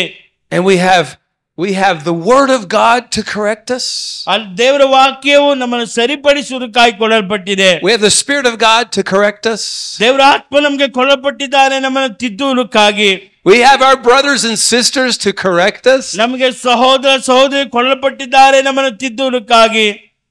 We have our husbands and wives to correct us. ನಮಗೆ ಗಂಡ ಹೆಂಡತಿ ಕೊಡಲ್ಪಟ್ಟಿದೆ ನಮ್ಮನ್ನು ತಿದ್ದುವುದಕ್ಕಾಗಿ. I didn't hear any amen at all that one. No amen? No amen in the back. Yes. No amen when corrections comes. Okay. No. Okay. We have to understand. ನಾವು ಇದನ್ನ ಅರ್ಥ ಮಾಡಿಕೊಳ್ಳಬೇಕಾಗಿದೆ. We can be in the same place. ನಾವು ಸಹ ಅದೇ ಸ್ಥಾನದಲ್ಲಿದ್ದೀವಿ. Why did Paul say that I'm not ashamed of the gospel? ಯಾಕೆ ಅಪೊಸ್ತಲ ಪೌಲ ಹೇಳ್ತಾನೆ ನಾನು ಸುವಾರ್ತೆಯನ್ನು ಸಾರುವುದಕ್ಕೆ ನಾಚಿಕೊಳ್ಳುವುದಿಲ್ಲ? Because the gospel is the power of God. ಏನಕ್ಕೆ ಸುವಾರ್ತೆಯು ದೇವರ ಬಲ ಸ್ವರೂಪವಾಗಿದೆ. So Paul understood the gospel to be something more important than I think it to be. ನಾನು ಯೋಚಿಸುವುದಕ್ಕಿಂತಲೂ ಸುವಾರ್ತೆಯು ಬಹಳ ಪ್ರಾಮುಖ್ಯ, ಅದು ಬಹಳ ಶಕ್ತಿ ಉಳ್ಳದೆಂಬುದಾಗಿ ಅಪೊಸ್ತಲ ಪೌಲನು ಹೇಳುವಂತನಾಗಿದ್ದಾನೆ. The gospel had delivered Paul from the bondage of legalism. ಅಪೊಸ್ತಲ ಪೌಲನಿಗಿದ್ದಂತ ಆ ಧರ್ಮಶಾಸ್ತ್ರದ ಕಟ್ಟುಗಳಿಂದ ಈ ಸುವಾರ್ತೆ ಅವನನ್ನು ಬಿಡಿಸುವಂತಲಾಗಿತ್ತು. The apostle Paul understood the gospel was the fulfillment of all the prophecies that he knew. ಅಪೊಸ್ತಲ ಪೌಲನಿಗೆ ಚೆನ್ನಾಗಿ ಗೊತ್ತಿತ್ತು ಪ್ರವಾದನೆಗಳ ಪರಿಪೂರ್ಣತೆಯ ಸುವಾರ್ತೆಯಾಗಿದೆ. He understood it was central to God's plan from the very beginning. ನೋಡಿ, ಅಪೊಸ್ತಲ ಪೌಲನು ಚೆನ್ನಾಗಿ ಅರ್ಥ ಮಾಡಿಕೊಂಡಿರೋ ಸುವಾರ್ತೆಯು ದೇವರ ಚಿತ್ತವಾಗಿದೆ, ದೇವರ ಬಲವಾಗಿದೆ ಎಂಬುದಾಗಿ. For Paul, the gospel gave him an anchor to secure him in the storms of life. ಆತನ ಜೀವಿತದಲ್ಲಿ ಬಂದಂತ ಅನೇಕ ವಿಧವಾದಂತ ಗಾಳಿಗಳಿಂದ ಅಥವಾ ತೆರೆಗಳಿಂದ ಬಿಡಿಸುವ ಸುವಾರ್ತೆಯಾಗಿದೆ. For Paul, the gospel gave him an engine to power him to right living. ನೋಡಿ, ಸರಿಯಾಗಿ ಜೀವಿಸುವುದಕ್ಕೆ ಶಕ್ತಿಯನ್ನು ಕೊಟ್ಟಿರುವ ಅಪೊಸ್ತಲ ಪೌಲನಿಗೆ ಈ ಸುವಾರ್ತೆಯಾಗಿದೆ. For Paul, the gospel gave comfort when he was persecuted. ನೋಡಿ, ಆತ ಹಿಂಸೆಗೆ ಒಳಗಾದಾಗ, ಅಪೊಸ್ತಲ ಪೌಲನು ಹಿಂಸೆಗೆ ಒಳಗಾದಾಗ ಈ ಸುವಾರ್ತೆ ಅವನನ್ನು ಸಂತೈಸುವಂತರಾಗಿತ್ತು. It was the one truth that has set him free in his mind. ಆತನ ಮನಸ್ಸನ್ನ ಸಮಾಧಾನ ಪಡಿಸುತ್ತ ಬಿಡಿಸಿದ ಸುವಾರ್ತೆಯಾಗಿದೆ. That brought him peace. ಆ ಸಮಾಧಾನವನ್ನು ಕೊಟ್ಟಿದ್ದು ಸುವಾರ್ತೆಯಾಗಿದೆ. That made him pure as he wanted to be. ಆತನು ಜೀವಿಸುವ ರೀತಿಯಲ್ಲಿ ಪರಿಶುದ್ಧಪಡಿಸಿದ ಸುವಾರ್ತೆಯಾಗಿದೆ. That empowered him. ಆತ ಶಕ್ತಿಯನ್ನು ಅನುಗ್ರಹಿಸಿತು. And that ensured his eternal home. ಆತನ ನಿತ್ಯವಾದಂತ ಗೂಡಾರಕ್ಕೆ ನಡೆಸುವಂತ ಸುವಾರ್ತೆಯಾಗಿದೆ. This is why he reset the people to the gospel. ಅದಕ್ಕೋಸ್ಕರ ಅಪೊಸ್ತಲ ಪೌಲನು ಸುವಾರ್ತೆ ಕಡೆಗೆ ಜನಗಳನ್ನ ನಡೆಸುವುದಕ್ಕೆ ಅದನ್ನು ನೆಲೆಸುವುದಕ್ಕೆ ಬಯಸುವಂತನಾಗಿದ್ದಾನೆ. So brothers and sisters, ನನ್ನ ಪ್ರೀತಿಯ ದೇವ ಸೇವಕರೇ, I want to remind all of us ಇಲ್ಲಿರುವಂತ ಪ್ರತಿಯೊಬ್ಬರಿಗೂ ಜ್ಞಾಪಕ ಪಡಿಸುವುದೇನೆಂದರೆ of the gospel. ಸುವಾರ್ತೆಯನ್ನ. I want to start off today by thinking deeply about what God has done for us in the gospel. ನೋಡಿ, ನಾವು ಬಹಳ ಆಳವಾಗಿ ಯೋಚನೆ ಮಾಡಬೇಕಾಗಿ ಏನಕ್ಕಾಗಿ ದೇವರು ನಮ್ಮ ಜೀವಿತದಲ್ಲಿ ನಮಗೆ ಸುವಾರ್ತೆಯನ್ನ ಅನುಗ್ರಹಿಸಿದ್ದಾನೆ ಎಂಬುದಾಗಿ ಯೋಚನೆ ಮಾಡಬೇಕಾಗಿದೆ. But what we want to do is go deep with the gospel. ನಾವು ಸುವಾರ್ತೆಯ ಆಳಕ್ಕೆ ಹೋಗಬೇಕಾಗಿದೆ. Why is it that Paul says the gospel is the unsearchable riches of Christ? ಯಾಕೆ ಸುವಾರ್ತೆಯು ಕ್ರಿಸ್ತನ ಪರಿಪೂರ್ಣವಾದಂತ ಐಶ್ವರ್ಯ ಎಂಬುದಾಗಿ ಅಪೊಸ್ತಲ ಪೌಲ ಹೇಳ್ತಾ ಇದ್ದಾನೆ? There's more to it than we know. ನಾವು ತಿಳಿದುಕೊಳ್ಳುವುದಕ್ಕಿಂತಲೂ ಬಹಳ ಅಧಿಕವಾಗಿದೆ ಸುವಾರ್ತೆ ವಿಷಯಗಳಲ್ಲಿ. The more you search, the more you find. ನೀವು ಎಷ್ಟು ಮಟ್ಟಿಗೆ ಸುವಾರ್ತೆಯ ಆಳವನ್ನು ಹುಡುಕುತ್ತೀರಾ ಅಷ್ಟು ಮಟ್ಟಿಗೆ ನೀವು ಕಂಡುಕೊಳ್ಳುತ್ತೀರಾ. Just like there's more to Jesus. ನೋಡಿ, ಸುವಾರ್ತೆ ಆಳವು ಬಹಳ ಬಹಳ ಅಧಿಕವಾಗಿದೆ. So let's talk about what God has done for us in Jesus. ಯಾಕೆ ದೇವರು ಕ್ರಿಸ್ತನಲ್ಲಿ ನಮ್ಮನ್ನು ಆರಿಸಿಕೊಂಡ ಎಂಬುದಾಗಿ ಮಾತಾಡೋಣ. I'm going to give you 10 things ನಾನು ನಿಮ್ಗೆ 10 ಸಂಗತಿಗಳನ್ನ ಕೊಡಕ್ಕೆ ಇಷ್ಟಪಡ್ತೀನಿ that the gospel has done for us. ಸುವಾರ್ತೆ ನಮಗೋಸ್ಕರ ಎಂಬುದಾಗಿ 10 ಸಂಗತಿಗಳನ್ನ ಮಾತಾಡೋದಕ್ಕೆ ಬಯಸ್ತೀನಿ. Number 1, ಮೊದಲಾಗಿ the gospel has made us alive. ಸುವಾರ್ತೆಯು ನಮ್ಮನ್ನು ಬದುಕಿಸುವಂತಲಾಗಿತ್ತು. ಮೊದಲಾಗಿ ಸುವಾರ್ತೆ ನಮಗೆ ಜೀವನ ಉಂಟು ಮಾಡುತ್ತಾ ಅಥವಾ ನಮ್ಮನ್ನು ಬದುಕಿಸುವಂತಲಾಗಿದೆ. Can somebody read Ephesians 2 verse 4 and 5? ಎಫೆಸರ ಪತ್ರಿಕೆ 2ನೇ ಅಧ್ಯಾಯ 4 ಮತ್ತು 5ನೇ ವಾಕ್ಯ. God is rich in mercy. ದೇವರು ಕನಿಕರದಲ್ಲಿ ಐಶ್ವರ್ಯವಂತನಾಗಿದ್ದಾನೆ. This is amazing. ಇದು ಬಹಳ ಅದ್ಭುತವಾಗಿದೆ. God is not rich in anger. ದೇವರು ಕೋಪದಲ್ಲಿ ಅಥವಾ ಐಶ್ವರ್ಯವಂತನಲ್ಲ. He said, I'm slow to anger. ನಾನು ಕೋಪ ಮಾಡಿಕೊಳ್ಳಲು ನಿಧಾನವಾಗಿದ್ದೀನಿ. But I'm rich in mercy. ಆದರೆ ನನ್ನ ಕನಿಕರದಲ್ಲಿ ಐಶ್ವರ್ಯವಂತನಾಗಿದ್ದೇನೆ. Do you need mercy? ನಿಮಗೆ ಕನಿಕರ ಬೇಕಾ? Does anybody need mercy? ಯಾರಿಗಾರ ಕನಿಕರ ಬೇಕಾ? Amen. I know where you can get some. ನನಗೊತ್ತು ನೀವು ಎಲ್ಲಿಂದ ಈ ಕನಿಕರವನ್ನ ಪಡೆದುಕೊಳ್ಳಬಹುದು ಎಂದು ನನಗೆ ಚೆನ್ನಾಗಿ ತಿಳಿದಿದೆ. I know somebody who's rich in mercy. ನನಗೊತ್ತು ಒಬ್ಬ ವ್ಯಕ್ತಿ ಕನಿಕರದಲ್ಲಿ ಬಹಳ ಐಶ್ವರ್ಯವಂತನಾಗಿದ್ದಾನೆ. His pockets are never empty. ಆತನ ಜೋಬು ಎಂದಿಗೂ ಖಾಲಿಯಾಗುವುದಿಲ್ಲ. And he brings mercy to us. ಆತ ನಮಗೆ ಕನಿಕರವನ್ನ ತಂದಿಕೊಡುವಂತನಾಗಿದ್ದಾನೆ. And here's how he showed us his mercy. ಆತನ ಕನಿಕರವನ್ನು ಈ ರೀತಿಯಾಗಿ ನಮಗೆ ಪ್ರಕಟಿಸಿದ್ದಾನೆ. Even when we were dead in our sins, ನಾವು ಪಾಪದ ಪಾಲಿಗೆ ನಾವು ಸತ್ತವರಾಗಿದ್ರು ಸಹ God raised us to new life. ಆತನು ಜೀವವನ್ನು ಕೊಟ್ಟು ನಮ್ಮ ಜೀವಂತವಾಗಿ ಬದುಕಿಸಿದ್ದಾನೆ. So Paul is looking back to the Old Testament here. ಅಪೊಸ್ತಲ ಪೌಲನು ತನ್ನ ಹಳೆ ಒಡಂಬಡಿಕೆಯನ್ನ ನೋಡುವಂತನಾಗಿದ್ದಾನೆ. There are prophecies that speak about this. ಆ ಪ್ರವಾದನೆಗಳ ಕುರಿತಾಗಿ ಮಾತಾಡಲ್ಪಟ್ಟಿದೆ. I will establish a new covenant with you. ನಾನು ನಿಮ್ಮ ಸಂಗಡ ಒಂದು ಹೊಸ ಒಡಂಬಡಿಕೆಯನ್ನು ಸ್ಥಾಪಿಸುತ್ತೇನೆ. I will take away your heart of stone. ನಾನು ನಿಮಗೆ ಹೊಸ ಹೃದಯವನ್ನು ಕೊಡುತ್ತೇನೆ. I will give you a heart of flesh. ನಾನು ನಿಮಗೆ ಮಾಂಸದ ಹೃದಯವನ್ನು ಕೊಡುವಂತನಾಗಿದ್ದೇನೆ. I will put my spirit inside of you. ನಾನು ನನ್ನ ಆತ್ಮವನ್ನು ನಿಮಗೆ ಸುರಿಸ್ತೇನೆ. I will cause you to follow after me. ನಾನು ನಿಮಗೆ ತಂದೆಯಾಗಿರುತ್ತೇನೆ. See, when the Bible says we're dead in sins, it means we were dead. ಸತ್ಯವರೇ, ನೀವು ಪಾಪದ ಪಾಲಿಗೆ ಸತ್ತವರಾಗಿರಿ ಅಂತ ಹೇಳುವಾಗ ನಾವು ಸತ್ತವರಾಗಿದ್ದೇವೆ. A dead man cannot help himself. ನೋಡಿ, ಸತ್ತಂತ ಮನುಷ್ಯನು ತನ್ನಷ್ಟಕ್ಕೆ ತಾನು ಸಹಾಯ ಮಾಡೋದಕ್ಕೆ ಆಗುವುದಿಲ್ಲ. You can drag him in and you can prop him up right here. ಒಂದ್ ವೇಳೆ ಅವನ ಎತ್ತಿ ನಿಲ್ಲಿಸಿ ಇಲ್ಲಿ ಹೊರಗಿಸಿರು ಸಹ I try to lift his arm up and it would just fall. ಒಂದ್ ವೇಳೆ ಕೈನ ಮೇಲಕ್ಕೆ ಎತ್ತರು ಕೆಳಗಡೆ ಬಿಡುತ್ತೆ. He can't hold his arm up. ಆತ ತನ್ನಷ್ಟಕ್ಕೆ ತಾನು ಕೈ ಮೇಲೆತ್ತಕ್ಕಾಗಲ್ಲ. He's dead. ಆತ ಸತ್ತವನಾಗಿದ್ದಾನೆ. He can't help himself. ತನಗೆ ಸಹಾಯ ಮಾಡಿಕೊಳ್ಳೋಕ್ಕಾಗುದಿಲ್ಲ. He can't help you. ಅದು ನಿಮಗೂ ಸಹ ಸಹಾಯ ಮಾಡಕ್ಕಾಗಲ್ಲ. He can do nothing. ಅದು ಏನು ಮಾಡೋದಕ್ಕೆ ಆಗುದಿಲ್ಲ. What could we do to get to God? ಅಲ್ಲೇ ನಾವು ದೇವರ ಬಳಿ ಹೋಗೋದಕ್ಕೆ ನಾವೇನ್ ಮಾಡೋದಕ್ಕೆ ಸಾಧ್ಯ? We were dead in our sins. ನಾವು ಪಾಪದ ಪಾಲಿಗೆ ನಾವು ಸತ್ತಿದ್ದೇವೆ. Dead in our trespasses before God. ನಮ್ಮ ಪಾಪಗಳ ನಿಮಿತ್ತವಾಗಿ, ನಮ್ಮ ದ್ರೋಹ ನಿಮಿತ್ತವಾಗಿ ದೇವರ ಮುಂದೆ ನಾವು ಸತ್ತವರಾಗಿದ್ದೇವೆ. But God is rich in mercy. ಆದರೆ ದೇವರು ಕನಿಕರದಲ್ಲಿ ಐಶ್ವರ್ಯವಂತನಾದ ದೇವರು. And when we were dead, ನಾವು ಸತ್ತವರಾಗಿದ್ದಾಗ He made us alive. ಆತ ನಮಗೆ ಜೀವವನ್ನು ಉಂಟು ಮಾಡಿ ಜೀವಿಸುವನಾಗಿ ಮಾಡಿದ್ದಾನೆ. This is the miracle of the new birth. ಇದು ಹೊಸ ಹುಟ್ಟುವಿಕೆ, ಹೊಸ ಸೃಷ್ಟಿ ಅದ್ಭುತವಾಗಿದೆ. He took away a heart of stone.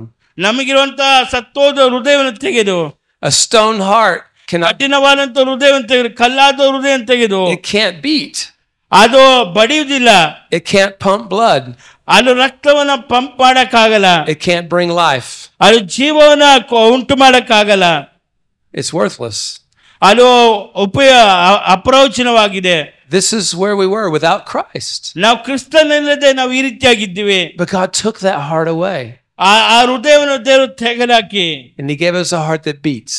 ನಮಗೆ ಬಡಿಯುವಂತ ಹೃದಯವನ್ನು ಕೊಟ್ಟಿದ್ದಾನೆ. And it pumps blood. ಅದು ರಕ್ತವನ್ನು pump ಮಾಡುವಂತದಾಗಿದೆ. And it gives life. ಅದು ಜೀವವನ್ನು ಉಂಟು ಮಾಡುತ್ತೆ. But this is God's doing. ಇದು ದೇವರೇ ಮಾಡುವಂತದ್ದು. We didn't do it ourselves. ನಮಗೆ ನಾವು ಮಾಡುವುದಕ್ಕೆ ಆಗುವುದಿಲ್ಲ. So 100% of the glory goes to God. 100% ಮಹಿಮೆ ದೇವರ ನಾಮ ದೇವರಿಗೆ ಹೋಗುವಂತದಾಗಿದೆ. We can't save ourselves. ನಮಗೆ ನಮ್ಮನ್ನು ನಾವು ರಕ್ಷಿಸುವುದಕ್ಕೆ ಆಗುವುದಿಲ್ಲ. But God gives us a new heart. ದೇವರು ನಮಗೆ ಹೊಸ ಹೃದಯವನ್ನು ಅನುಗ್ರಹಿಸಿದ್ದಾನೆ. The scripture says we have a new nature. ನಮಗೆ ಹೊಸ ಸ್ವಭಾವವನ್ನು ಕೊಟ್ಟಿದ್ದಾನೆ. We are a new man. ನಾವು ಹೊಸ ಮನುಷ್ಯರಾಗಿದ್ದೇವೆ. That we're put into a new realm. ನಮ್ಗೆ ಹೊಸ ನಿಯಮದ ಒಳಗಡೆ ಒಂದು ಹೊಸ ಅನುಭವದೊಳಗೆ ದೇವರು ಹಾಕಿದ್ದಾರೆ. Out of the kingdom of darkness into the kingdom of His Son. ಕತ್ತಲೆ ರಾಜ್ಯದಿಂದ ದೇವರ ರಾಜ್ಯಕ್ಕೆ ನಮ್ಮನ್ನು ಕರೆದಿದ್ದಾರೆ. And that we're being renewed every day. ಪ್ರತಿ ದಿನವೂ ನಮ್ಮನ್ನ ನೂತನಗೊಳಿಸುವಂತಲಾಗಿದೆ. I was dead, now I'm alive. ನಾನು ಸತ್ತವನಾಗಿದೆ, ಈಗ ನಾನು ಜೀವಿಸುವಂತನಾಗಿದ್ದೇನೆ. That's good news, amen. ಅದು ಒಳ್ಳೆಯ ಶುಭ ಸಮಾಚಾರವಾಗಿದೆ. The gospel is good news. ಏಕೆಂದರೆ ಸುವಾರ್ತೆಯ ಒಳ್ಳೆಯ ಸಮಾಚಾರವಾಗಿದೆ. If any man is in Christ, ಯಾರ ಕ್ರಿಸ್ತನಲ್ಲಿ ಇರುವುದಾದರೆ he's a new creature. ಆತ ಹೊಸ ಸೃಷ್ಟಿಯಾಗಿದ್ದಾನೆ. Old things have passed away. ಎಲ್ಲವೂ ಹಳೆದೆಲ್ಲ ಹೋಯ್ತು. You can close the door on that. ನೀವು ಹಳೆ ಕಾರ್ಯಕ್ಕೆ ಬಾಗಿಲನ್ನು ಹಾಕ್ರಿ. And you turn around and you have a new life. ನೀವು ಕ್ರಿಸ್ತನ ಕಡೆಗೆ ದೃಷ್ಟಿ ನೀಡಿ, ಏನಕ್ಕೆ ಆತ ನಿಮ್ಗೆ ಹೊಸ ಜೀವನವನ್ನು ಕೊಡುತ್ತಾನೆ. All things become new. ಎಲ್ಲವೂ ನೂತನವಾಯಿತು. And all things are of God. ಅದೇ ದೇವರಿಂದಲೇ ಆಯಿತು. This is very important. ಇದು ಬಹಳ ಪ್ರಾಮುಖ್ಯವಾಗಿದೆ. Because it matters a great deal how you view yourself. ನೀವು ಯಾವ ರೀತಿಯಾಗಿ ಪುನಃ ಚೈತನ್ಯ ಪಡಿಸಿಕೊಳ್ಳುತ್ತೀರೆಂಬ ವಿಷಯವಾಗಿದೆ. I'm not trying to make myself new. ನನ್ನನ್ನೇ ನಾನು ಹೊಸದಾಗಿ ಮಾಡಿಕೊಳ್ಳಲಿಕ್ಕೆ ಆಗುವುದಿಲ್ಲ. I've already been made new. ಈಗಾಗಲೇ ನಾನು ನೂತನವಾಗಿ ಅಥವಾ ಹೊಸದಾಗಿ ಸೃಷ್ಟಿಸಲ್ಪಟ್ಟಿದ್ದೀನಿ. Okay. The old is gone, the new has come. ಹಳೆದು ಹೋಯಿತು, ಹೊಸದು ಬಂದಿತ್ತು. It's very important. ಬಹಳ ಪ್ರಾಮುಖ್ಯ. Because if I still see myself as essentially evil, ನನ್ನನ್ನು ನಾನೇ ಒಬ್ಬ ಕೆಟ್ಟದಾಗಿ ಅಥವಾ ದುಷ್ಟತನದಿರುವಂತ ನೋಡುವುದಾದರೆ, then I'll spend my life trying to be something that I already am. I'll spend my life trying to be something that God has already made me. ದೇವರು ನನ್ನ ಈಗಾಗಲೇ ಇಟ್ಟಿದ್ದನ್ನು ಬಿಟ್ಟು ಬೇರೆ ಒಂದಕ್ಕೆ ನಾವು ಪ್ರಯತ್ನಿಸುವವರಾಗಿರ್ತೀವಿ. If I feel like I'm both good and evil, ನಾವು ಒಳ್ಳೆಯದು ಕೆಟ್ಟ ಎರಡನ್ನೂ ಅನುಭವಿಸುವುದಾದರೆ, then evil still has a legitimate place in my heart. ನನ್ನ ಹೃದಯದ ಕೆಟ್ಟದ್ದು ಇನ್ನೂ ಇದೆ ಎಂಬುದಾಗಿ ಅರ್ಥ. But neither of those views are scriptural. ಇದೆಲ್ಲವೂ ದೇವರ ವಾಕ್ಯಕ್ಕೆ ವಿರೋಧವಾಗಿದೆ. The scriptural truth is I'm a new creature. ಆದರೆ ಸತ್ಯವನ್ನು ಹೇಳುವುದು ನೀವು ಹೊಸ ಸೃಷ್ಟಿಗಳಾಗಿದ್ದೀರಾ. The old has gone, the new has come. ಹಳೇದು ಹೋಗಿ ಎಲ್ಲ ನೂತನವಾಯಿತು. The heart of stone is gone, the heart of flesh has come. ಅಂದ್ರೆ ಕಲ್ಲಾದ ಹೃದಯ ಹೋಗಿ ನೂತನ ಹೃದಯವನ್ನು ಮಾಂಸದ ಹೃದಯವನ್ನು ದೇವರು ಅನುಗ್ರಹಿಸಿದ್ದಾರೆ. I was dead, but now I'm alive. ನಾನು ಸತ್ತವನಾಗಿದೆ, ಈಗ ಜೀವಿಸುವನಾಗಿದ್ದೀನಿ. I'm alive to God. ನಾವು ಕ್ರಿಸ್ತನಲ್ಲಿ ಜೀವಿಸುವರಾಗಿದ್ದೀವಿ. I can sense him. ಆತನನ್ನ ಗ್ರಹಿಸಲಿಕ್ಕೆ ಆಗುತ್ತೆ. My ears are open. I can hear him. ನನ್ನ ಕಿವಿಗಳು ತೆರೆಯಲ್ಪಟ್ಟಿದೆ, ಆತನ ಶಬ್ದವನ್ನು ನಾವು ಕೇಳಬಹುದು. My eyes are open. I can see him. ನನ್ನ ಕಣ್ಣುಗಳು ತೆರೆಯಲ್ಪಟ್ಟು ಆತನನ್ನ ನೋಡಬಹುದು. I can comprehend him. ಆತನನ್ನ ದೃಷ್ಟಿಸಲಿಕ್ಕೆ ಅನುಭವಿಸಲಿಕ್ಕೆ ಸಾಧ್ಯ. And this is a work of God. ಇದು ದೇವರ ಕ್ರಿಯೆ ಆಗಿದೆ. This is the doing of the Lord. ಇದು ಕರ್ತನೆ ಮಾಡುವಂತದ್ದು. I am not trapped in my old hopeless way of life. ನಾನು ನನ್ನ ಹಳೆ ಜೀವಿತ ಯಾವುದಕ್ಕೂ ಪ್ರಯೋಜನ ಇಲ್ಲದ ಜೀವಿತವನ್ನ ಇನ್ನು ಮುಂದೆ ಮಾಡುವುದಿಲ್ಲ. When Paul says the gospel is the power of God, ಅಪೊಸ್ತಲ ಪೌಲನು ಹೇಳ್ತಾನೆ ಸುವಾರ್ತೆಯು ದೇವರ ಬಲ ಸ್ವರೂಪವಾಗಿದೆ. the gospel is the power of God to raise me from the dead. ಸುವಾರ್ತೆಯು ದೇವರ ಶಕ್ತಿಯಾಗಿದೆ ಸತ್ತವರಾದಂತ ನಮ್ಮನ್ನ ಬದುಕಿಸುವುದಕ್ಕೆ. That's good news. ಅದು ಒಳ್ಳೆಯ ಶುಭ ಸಮಾಚಾರವಾಗಿದೆ. Anybody alive here this morning? ಯಾರ ಜೀವಂತವಾಗಿದ್ದೀರಾ ಈ ಬೆಳಗಿನ ಸಮಯದಲ್ಲಿ? Amen. Is the lamb worthy? ಯೇಸು ಕ್ರಿಸ್ತನ ಮೇಲೆ ಕೆಲಸ ಮಾಡ್ತಾ ಇದ್ದಾನೆ. He's done great things. ಆತ ಮಜ್ಜಿದ್ದು ದೊಡ್ಡ ಕಾರ್ಯಗಳು ಮಾಡ್ತಾನೆ. First, he made us alive. ಆತ ನಮಗೆ ಜೀವವನ್ನು ಕೊಟ್ಟಿದ್ದಾನೆ. Second, ಎರಡನೇದಾಗಿ he justified us. ಆತ ನಮಗೆ ನ್ಯಾಯ ತೀರಿಸುವಂತನಾಗಿದ್ದಾನೆ ಅಥವಾ ನಮ್ಮನ್ನ ನ್ಯಾಯ ತೀರಿಸುವಂತನಾಗಿದ್ದಾನೆ. Let's read Romans chapter 3. ರೋಮ ಪುಸ್ತಕ 3ನೇ ಅಧ್ಯಾಯ verse 21 to 23. God is holy and just. ನೋಡಿ, ದೇವರು ಪರಿಶುದ್ಧನಾಗಿದ್ದಾನೆ. Because he's holy, there has to be punishment for sin. ಆತನ ಪರಿಶುದ್ಧನಾಗಿರೋ ಪ್ರಕಾರ ಪಾಪ ಮಾಡುವವರಿಗೆ ನ್ಯಾಯ ತೀರ್ಪು ಉಂಟಾಗುತ್ತೆ ಅಥವಾ ಶಿಕ್ಷೆ ಉಂಟಾಗುತ್ತೆ. And all of us understand this. ಇದೆಲ್ಲರೂ ಅರ್ಥ ಮಾಡಿಕೊಂಡಿದ್ದಾರೆ. When something terrible is done wrong to you, ಒಂದು ವೇಳೆ ನಿಮ್ಮ ಜೀವಿತದ ಒಂದು ಕೆಟ್ಟದ್ದು ನಡೆಯುವಾಗ you know that somebody needs to pay for that. ಅದು ಕೆಟ್ಟ ನೀವು ಅದಕ್ಕೋಸ್ಕರ ಯಾರೊಬ್ಬರು ಕ್ರಯವನ್ನ ಕಟ್ಟಬೇಕೆಂಬುದಾಗಿ ನಮಗೆ ತಿಳಿದಿದೆ. We have an inner sense of judgment. ನಮಗೆ ಚೆನ್ನಾಗಿ ಗೊತ್ತಿದೆ, ನಮ್ಮ ಮನಸ್ಸು ಹೇಳುತ್ತೆ ನಮಗೆ ನ್ಯಾಯ ತೀರ್ಪು ಉಂಟಾಗುತ್ತೆ ಎಂಬುದಾಗಿ. It's because we're made in the image of God. ಏನಕ್ಕಂದ್ರೆ ನಾವು ದೇವರ ಸ್ವರೂಪದಲ್ಲಿ ಸೃಷ್ಟಿ ಮಾಡಲ್ಪಟ್ಟಿದ್ದೇವೆ. And we all understand that our sins need to be paid for. ಆದ್ರೆ ನಮ್ಗೆಲ್ಲರೂ ಅರ್ಥ ಮಾಡಿಕೊಳ್ಬೇಕು, ನಮ್ಮ ಪಾಪಗಳಿಗೋಸ್ಕರ ಕ್ರಯ ಕಟ್ಟಲ್ಪಟ್ಟಿದೆ. And what are we going to do? ನಾವೇನ್ ಮಾಡಬೇಕು? How can I pay for my sin? ನನ್ನ ಪಾಪಗಳಿಗೋಸ್ಕರ ನಾನೇ ಯಾವ ರೀತಿಯ ಕ್ರಯವನ್ನು ಕಟ್ಟಲು? How many times do I pray? ಎಷ್ಟು ಬಾರಿ ನಾನು ಪ್ರಾರ್ಥಿಸುವುದು? How many times do people go to a temple? ಎಷ್ಟು ಬಾರಿ ನಾನು ದೇವಸ್ಥಾನಕ್ಕೆ ಹೋಗುದು? I was in Africa a few years ago. ನಾ ಕೆಲವು ವರ್ಷಗಳಿಂದ ಆಫ್ರಿಕಾ ಪಟ್ಟಣದಲ್ಲಿ ನಾ ಇದ್ದೆ. And my friend Pastor Prince was talking to me. Pastor prince ಎಂಬ ಪಾಸ್ಟರ್ ಫ್ರೆಂಡ್ ಇದ್ದವರು ಮಾತಾಡ್ತಿದ್ರು. He was preaching in a very remote region. ಅವರು ಬಹಳ ರಿಮೋಟ್ ಪ್ರದೇಶದಲ್ಲಿ ಪ್ರಸಂಗ ಮಾಡ್ತಾ ಇದ್ರು. This is a region where they still do animal sacrifice. ಆ ಒಂದು ಪ್ರಾಂತ್ಯದಲ್ಲಿ ಪ್ರಾಣಿಗಳನ್ನ ಬಲಿ ಕೊಡುವರಾಗಿರ್ತಾರೆ. So they will climb the mountain. ಅವರು ಬೆಟ್ಟವನ್ನು ಹತ್ತಿ they have an altar. ಅಲ್ಲಿ ಒಂದು ಬಲಿಪೀಠ ಇದೆ. And they will kill a chicken. ಅವರು ಕೋಳಿಯನ್ನು ಅಲ್ಲಿ ಬಲಿಯನ್ನು ಅರ್ಪಿಸುತ್ತಾರೆ. Or they will kill a goat. ಅಥವಾ ಕೋಳಿ ಅಥವಾ ಮೇಕೆಯನ್ನ they will spill the blood. ಬಲಿಯನ್ನು ಕೊಟ್ಟಿ ರಕ್ತವನ್ನು ಚಿಮುಕಿಸಿ sometimes they even cut themselves. ಕೆಲವೊಂದು ಬಾರಿ ತಮ್ಮ ರಕ್ತವನ್ನು ಸಹ ಅಲ್ಲಿ ಬಲಿಯನ್ನು ಕೊಡುತ್ತಾರೆ. they spill their own blood. ತಮ್ಮ ರಕ್ತವನ್ನು ಸಹ ದೇವರಿಗೋಸ್ಕರ ಬಲಿಪೀಠದ ಮೇಲೆ ಚಿಮುಕಿಸುವವರಾಗಿದ್ದಾರೆ. and they do this to try to appease the gods. ಈ ರೀತಿಯಾಗಿ ಮಾಡುವಾಗ ಅವರ ದೇವರು ಶಾಂತವಾಗುತ್ತೆ ಎಂಬುದಾಗಿ ಯೋಚಿಸುತ್ತಾರೆ ಆ ಜನಾಂಗದವರು. if we give them blood they will leave us alone. ಒಂದು ವೇಳೆ ರಕ್ತವನ್ನು ಕೊಡುವಾಗ ಮಾತ್ರ ಅವರು ಜೀವಿಸುವುದಕ್ಕೆ ಸಾಧ್ಯ ಎಂಬುದಾಗಿ ಬಯಸುತ್ತಾರೆ. Pastor Prince was preaching the gospel. ಅವರು ಪಾಸ್ಟರ್ ಪ್ರಿನ್ಸ್ ಅವರು ಸುವಾರ್ತೆಯನ್ನು ಸಾರ್ತಾ ಇದ್ರು. and he made a statement. ಅಲ್ಲೊಂದು ಹೇಳಿಕೆಯನ್ನು ಹೇಳಿದ್ರು. he said God does not want your goat. ಅಲ್ಲಿ ಅವರು ಪ್ರಸಂಗ ಮಾಡುವಾಗ ಸುವಾರ್ತೆ ಸಾರುವಾಗ ಈ ಒಂದು ಹೇಳಿಕೆ ನೀಡಲು ದೇವರಿಗೆ ನಿಮ್ಮ ಕುರಿ ಬೇಕಾಗಿಲ್ಲ. Oh, he had the attention of everyone.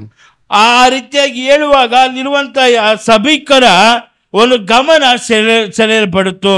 The one true God does not want your goat. ನಿಜವಾದಂತ ದೇವರಿಗೆ ನಿಮ್ಮ ಕುರಿ ಬೇಕಾಗಿಲ್ಲ. Because he's already provided a lamb. ಈಗಾಗಲೇ ಆತನು ಕುರಿಯನ್ನು ಕೊಟ್ಟಿದ್ದಾನೆ. Blood has already been shed. ಈಗಾಗಲೇ ನಿಮಗೋಸ್ಕರ ರಕ್ತವು ಸುರಿಸಲ್ಪಟ್ಟಿದೆ. After the meeting, there was a man who came to Pastor Prince. ಕೂಟ ಆದ ನಂತರ ಅಲ್ಲಿರುವಂತ ಒಬ್ಬ ವ್ಯಕ್ತಿ ಪಾಸ್ಟರ್ ಪ್ರಿನ್ಸ್ ಅವರನ್ನ ನೋಡಕ್ ಬಂದ. He said, "You said that God doesn't want my goat." ನೀವು ಹೇಳಿದ್ರಿ ದೇವರಿಗೆ ನನ್ನ ಕುರಿ ಬೇಕಾಗಿಲ್ಲ ಎಂಬುದಾಗಿ. Pastor Prince says, "Yes, he's already provided a lamb." Pastor prince ಅವರು ಹೇಳಿದ್ರು, ಅವನು ನಿಮ್ಮ ಕುರಿ ಬೇಕಾಗಿಲ್ಲ, ಈಗಾಗಲೇ ದೇವರು ಕುರಿಯನ್ನ ಬಲಿ ಕೊಟ್ಟಿದ್ದಾರೆ ಎಂಬುದಾಗಿ ಪಾಸ್ಟರ್ ಹೇಳಿದ್ರು. And the man said, ಅವರು ಆ ವ್ಯಕ್ತಿ ಹೇಳಿದ್ರು, "Why has no one told me this?" ಯಾಕೆ ಈ ಒಂದು ಸಂಗತಿಯನ್ನ ನನಗೆ ಯಾರು ಬಂದು ಹೇಳಿಲ್ಲ? Because I've lost many goats. ಏನಕ್ಕಂದ್ರೆ ನಾನು ಅನೇಕ ಕುರಿಗಳನ್ನ ನಾನು ಕಳೆದುಕೊಂಡಿದ್ದೀನಿ. And we think about that. ನಾವು ಅದನ್ನ ಯೋಚಿಸಬೇಕಾಗಿದೆ. None of us sacrificed a goat this morning, right? ನಾವ್ಯಾರು ಸಹ ಈ ರೀತಿಯಾಗಿ ಬಲಿಯನ್ನ ಕೊಡೋದಕ್ಕೆ ಹೋಗುದಿಲ್ಲ. Zero. Nobody? ಇವತ್ತು ಯಾರು ಬಲಿ ಕೊಟ್ಟಿಲ್ಲ ಅಲ್ವಾ? Amen. Praise the Lord. Praise the Lord. We know that there's not a need. There's no need to sacrifice. ನಮಗೆ ಚೆನ್ನಾಗಿ ಗೊತ್ತಿದೆ ಈ ಒಂದು ಬಲಿ ನಮ್ಗೆ ಅಗತ್ಯವಿಲ್ಲ, ಕೊಡಬೇಕಾಗಿಲ್ಲ ಎಂಬುದಾಗಿ. But you know, sometimes in our own minds, we're still offering goats. ಅಲ್ಲ, ನಮ್ಮ ಮನಸ್ಸಿನಲ್ಲಿ ಇವಾಗ್ಲೂ ಸಹ ಕೆಲವೊಂದು ಬಾರಿ ನಾವು ಕುರಿಗಳನ್ನ ಬಲಿ ಕೊಡ್ತಾ ಇದೀವಿ. I'm not sure God is pleased with me. ನಂಗೆ ಗೊತ್ತಿಲ್ಲ, ದೇವರು ನನ್ನ ಮೆಚ್ತಾ ಇಲ್ಲ ಅಂತ ನಾವು ಯೋಚನೆ ಮಾಡ್ತೀವಿ. I should pray louder. ನಾನು ಸ್ವಲ್ಪ ಜೋರಾಗಿ ಪ್ರಾರ್ಥನೆ ಮಾಡಬೇಕು, That'll make him happy. ಅವಾಗ ದೇವ್ರು ಸಂತೋಷ ಪಡ್ತಾರೆ. I should pray longer. ನಾನು ತುಂಬಾ ಹೊತ್ತು ಎಳೆದು ಪ್ರಾರ್ಥನೆ ಮಾಡುವಾಗ ದೇವರು ಮೆಚ್ಚುತ್ತಾರೆ. Maybe he'll like me if I pray longer. ಒಂದ್ ವೇಳೆ ನಾನು ತುಂಬಾ ಉದ್ದ ಪ್ರಾರ್ಥನೆ ಮಾಡುವುದಾದ್ರೆ ದೇವ್ರು ನನ್ನ ಇಷ್ಟಪಡ್ತಾರೆ. I should go to church more. ನಾನು ನಾಳೆ ಬೆಳಗ್ಗೆ ಚರ್ಚ್ಗೆ ಹೋಗ್ಬೇಕು. Then he'll like me. ನಾನು ಬೆಳಗ್ಗೆ ಸಭೆಗೆ ಹೋಗುದಾದ್ರೆ ದೇವ್ರು ನನ್ನ ಇಷ್ಟಪಡ್ತಾರೆ. I'll give more money. ನಾನು ತುಂಬಾ ಜಾಸ್ತಿ ಕಾಣಿಕೆ ಕೊಡಬೇಕು. Sounds like many Christians. ಅನೇಕ ಕ್ರೈಸ್ತರು ಆ ರೀತಿಯಾಗಿದ್ದಾರೆ. I'm still going to offer a goat to God. ಇನ್ನೂ ನಾವು ಕುರಿಗಳನ್ನ ಅರ್ಪಿಸುತ್ತಾ ಇದ್ರೆ, not a living, breathing goat, ಒಂದ್ ವೇಳೆ ನಾವು ಜೀವಿಸುವಂತ ಕುರಿಯಲ್ಲ, but a sacrifice. ಅದ ಬಲಿಗಳು. Because I'm not sure the work is done. ಏನಕ್ಕಂದ್ರೆ ನಮಗೆ ಗೊತ್ತಿಲ್ಲ ನಮಗೋಸ್ಕರ ಬಲಿ ಅರ್ಪಿಸಲ್ಪಟ್ಟಿದೆ, ಕೊಡಲ್ಪಟ್ಟಿದೆ ಎಂಬುದಾಗಿ ನಾವಿನ್ನೂ ತಿಳಿದಿಲ್ಲ. Do you understand that when Jesus said it is finished, ಯೇಸು ಸ್ವಾಮಿ ಎಲ್ಲವೂ ಮುಗೀತು ಅಂತ ಹೇಳುವಾಗ he meant it is finished. ಹಂಗಂದ್ರೆ ಎಲ್ಲವೂ ಮುಗಿಯಲ್ಪಟ್ಟಿತ್ತು. It's finished. ಅದೆಲ್ಲವೂ ಮುಗೀತು.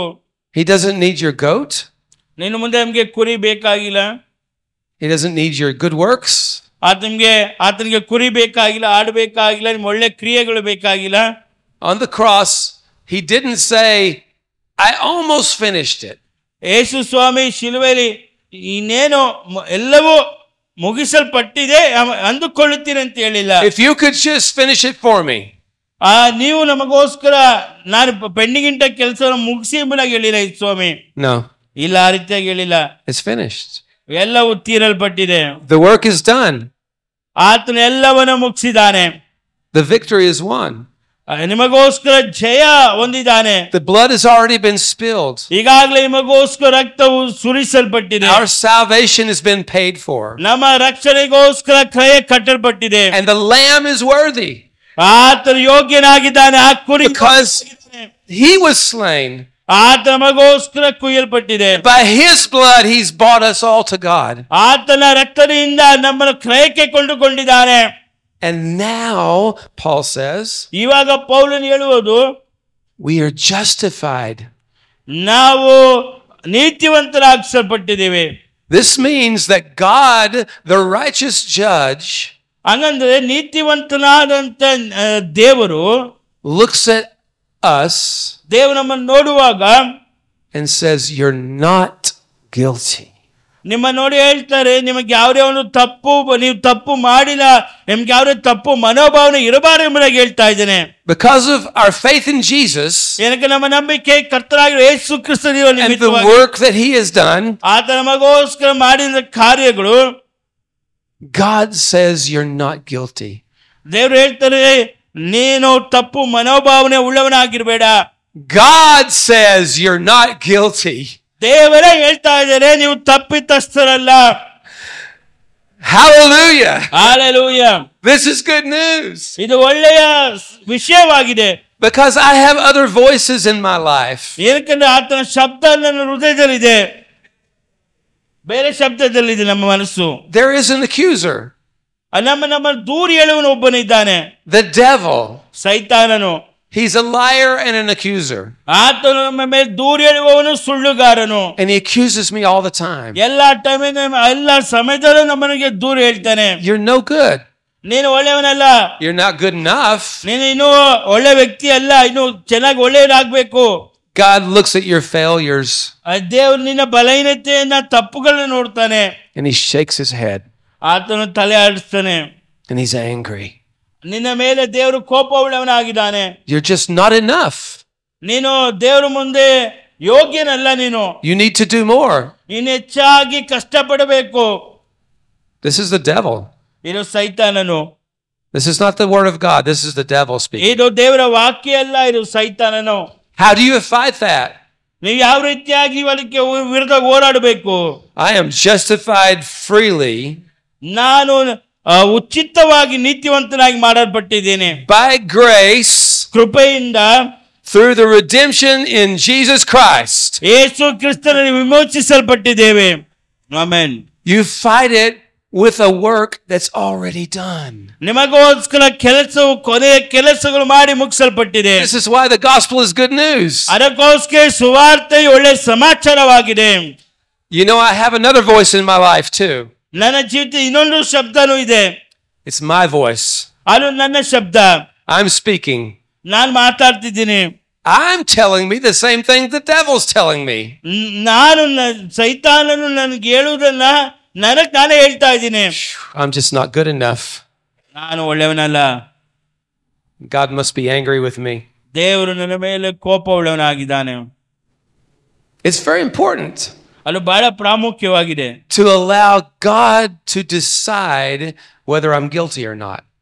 ನೋಡಿ, ದೇವರೇ ನಮ್ಮ ಜೀವಿತ ನ್ಯಾಯ ತೀರ್ಪು ಮಾಡಲಿ, ನಾವು ಒಳ್ಳೆಯವರ ಕೆಟ್ಟವರ ಅಥವಾ ನಮ್ಮ ತಪ್ಪು ಮನೋಭಾವನೆ ದೇವರೇ ತೀರ್ಮಾನ ಮಾಡಲಿ, ಅದನ್ನು ಬಿಟ್ಕೊಡ್ಬೇಕಾಗಿದೆ. If God declares me not guilty, ಒಂದು ವೇಳೆ ದೇವರೇ ನಾನು ತಪ್ಪಿತಸ್ಥನಲ್ಲ ಅಂತ ತೀರ್ಮಾನ ಮಾಡುವಾಗ, then shame is broken.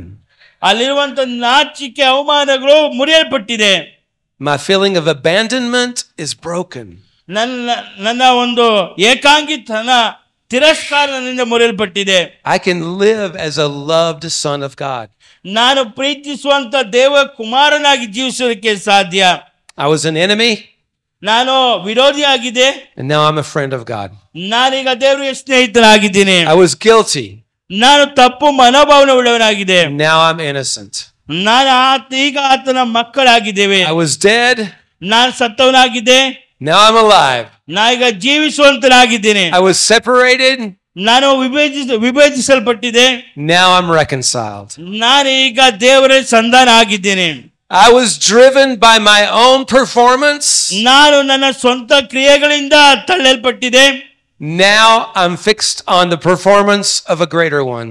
ನಾನೀಗ ಕ್ರಿಸ್ತನು ಮಾಡಿದಂತ ನಿಮಿತ್ತವಾಗಿ ನನ್ನ ಜೀವಿತವು ಸರಿಯಾಗಿದೆ. He did the work. ಆತ ನನಗೋಸ್ಕರ ಕ್ರಿಯೆ ಮಾಡಿದಾನೆ. I trust in him. ನಾನು ಆತನ ಮೇಲೆ ಭರವಸೆ ಉಳ್ಳವನಾಗಿರ್ತೀನಿ. Not in me. ನನ್ನ ಮೇಲೆ ನಾನು ಭರವಸೆ ಇಲ್ಲ. I trust in him. ಆತನನ್ನು ನಂಬುವಂತನಾಗಿದ್ದೀನಿ. And he is worthy. ಆತನ ಯೋಗ್ಯನಾಗಿದ್ದಾನೆ. And God says you're not guilty. ದೇವರು ಹೇಳ್ತಾ ಇದ್ದಾರೆ, ನೀನು ತಪ್ಪಿತಸ್ಥನಲ್ಲ. This is good news. ಇದು ಒಳ್ಳೆಯ ಸಮಾಚಾರವಾಗಿದೆ. Amen. Amen. Okay, we're just getting started. It's only the beginning. ಇದು ಪ್ರಾರಂಭವಾಗಿದೆ. I just gave you two things ನಾ 2 ವಿಷಯಗಳನ್ನು ಮಾತಾಡಿದೆ, but I've got 8 more. ನಾ ಇನ್ನೂ 8 ಕಾರ್ಯಗಳಿದೆ. What the gospel has done for us. ಯಾಕೆ ಸುವಾರ್ತೆ ಯಾಕೆ ನಮಗಾಗಿದೆ? It's unsearchable. ಅದು ಬಂದು ಹುಡುಕಕ್ಕೆ ಅಸಾಧ್ಯವಾದಂತ ಕಾರ್ಯ. It's beautiful. ಅದು ಬಹಳ ಸುಂದರವಾಗಿದೆ. It's liberating. ಅದು ನಮ್ಮನ್ನ ಬಿಡಿಸುವಂತದು. Can I pray for you? ನಿಮಗೋಸ್ಕರ ಪ್ರಾರ್ಥಿಸುತ್ತೇನೆ. Thank you, Father. ತಂದೆ ಸ್ತೋತ್ರ. Father, we're overwhelmed with this truth. ಈ ಸತ್ಯ ನಿಮಿತ್ತವಾಗಿ ನಮ್ಮ ಹೃದಯ ಪುಳಕಿತವಾಗುವಂತದಾಗಿದೆ. It seems too good to be true. ದೇವರೇ, ಇದು ಸತ್ಯವಾಗಿದೆ, but we believe it. ನಾವು ಇದನ್ನು ನಂಬುವವರಾಗಿದ್ದೀವಿ. In Jesus Christ, you've made us alive. Yesu Kristu ನಮಗೆ ಜೀವವನ್ನು ಉಂಟು ಮಾಡಿದ ಬದುಕಿಸಿದಾನೆ. Given us a new heart. ನಮ್ಗೆ ಹೊಸ ಹೃದಯವನ್ನು ಕೊಟ್ಟಿದ್ದಾನೆ. A new nature. ಹೊಸ ಸ್ವಭಾವಗಳು. Brought us into a new kingdom. ನಮ್ಮ ಹೊಸ ರಾಜ್ಯದಲ್ಲಿ ಪ್ರವೇಶಿಸುವಂತೆ ಮಾಡುತ್ತದೆ. In Jesus Christ, you have justified us. Yesu Kristu ನಮ್ಮನ್ನು ನೀತಿವಂತರಾಗಿ ಮಾಡಿದ. You say we're not guilty. ನೀನು ಹೇಳುವಂತರಾಗಿದೆ ನಾವು ತಪ್ಪಿತಸ್ಥರಲ್ಲ. So Lord, we choose to believe that. ದೇವರೇ, ನೀ ನಮ್ಮನ್ನ ಸ್ಥಾಪಿಸುವಂತನಾಗಿದೆಯಾ. We ask you to recalibrate us, Lord. ದೇವರೇ, ನಮ್ಮನ್ನು ಸರಿ ಮಾಡುವಂತೆ, ಸರಿಯಾದ ಸ್ಥಳದಲ್ಲಿ ನಿಲ್ಲುವಂತೆ ಮಾಡಬೇಕಂತ ಪ್ರಾರ್ಥಿಸ್ತಾ ಇರ್ವಿ. Focus on the works of Jesus. ಯೇಸು ಕ್ರಿಸ್ತನು ಮಾಡಿದಂತ ಕ್ರಿಯೆಗಳ ಮೇಲೆ ನಮ್ಮನ್ನ ಗಮನ ಇಡುವಂತೆ. And the worthiness of Jesus. Yesu Krista ಎಲ್ಲರಿಗೂ ಯೋಗ್ಯನಾಗಿದ್ದಾನೆ. God, would you help us to understand this every day? ಪ್ರತಿ ದಿನವೂ ಈ ಕಾರ್ಯಗಳನ್ನು ನೆನಪು ಮಾಡಿಕೊಳ್ಳುವಂತೆ ನಮಗೆ ಸಹಾಯ ಮಾಡ್ರಿ. Would you open our eyes to it, Lord? ನಮ್ಮ ಕಣ್ಣುಗಳನ್ನು ತೆರೆಯಿರಿ. And let it change us. ನಮ್ಮನ್ನು ಬದಲಾಯಿಸಿ. So we can offer this hope to others. ನಾವು ಸಹ ಈ ಸುವಾರ್ತೆ ಮತ್ತೊಬ್ಬರಿಗೆ ಹೇಳುವುದಕ್ಕೆ ಸಹಾಯ ಮಾಡಿ. We ask it in the name of Jesus. ಯೇಸುವಿನ ನಾಮದಲ್ಲಿ ಪ್ರಾರ್ಥಿಸ್ತಾ ಇರ್ವಿ. Amen. ಆಮೆನ್. Amen.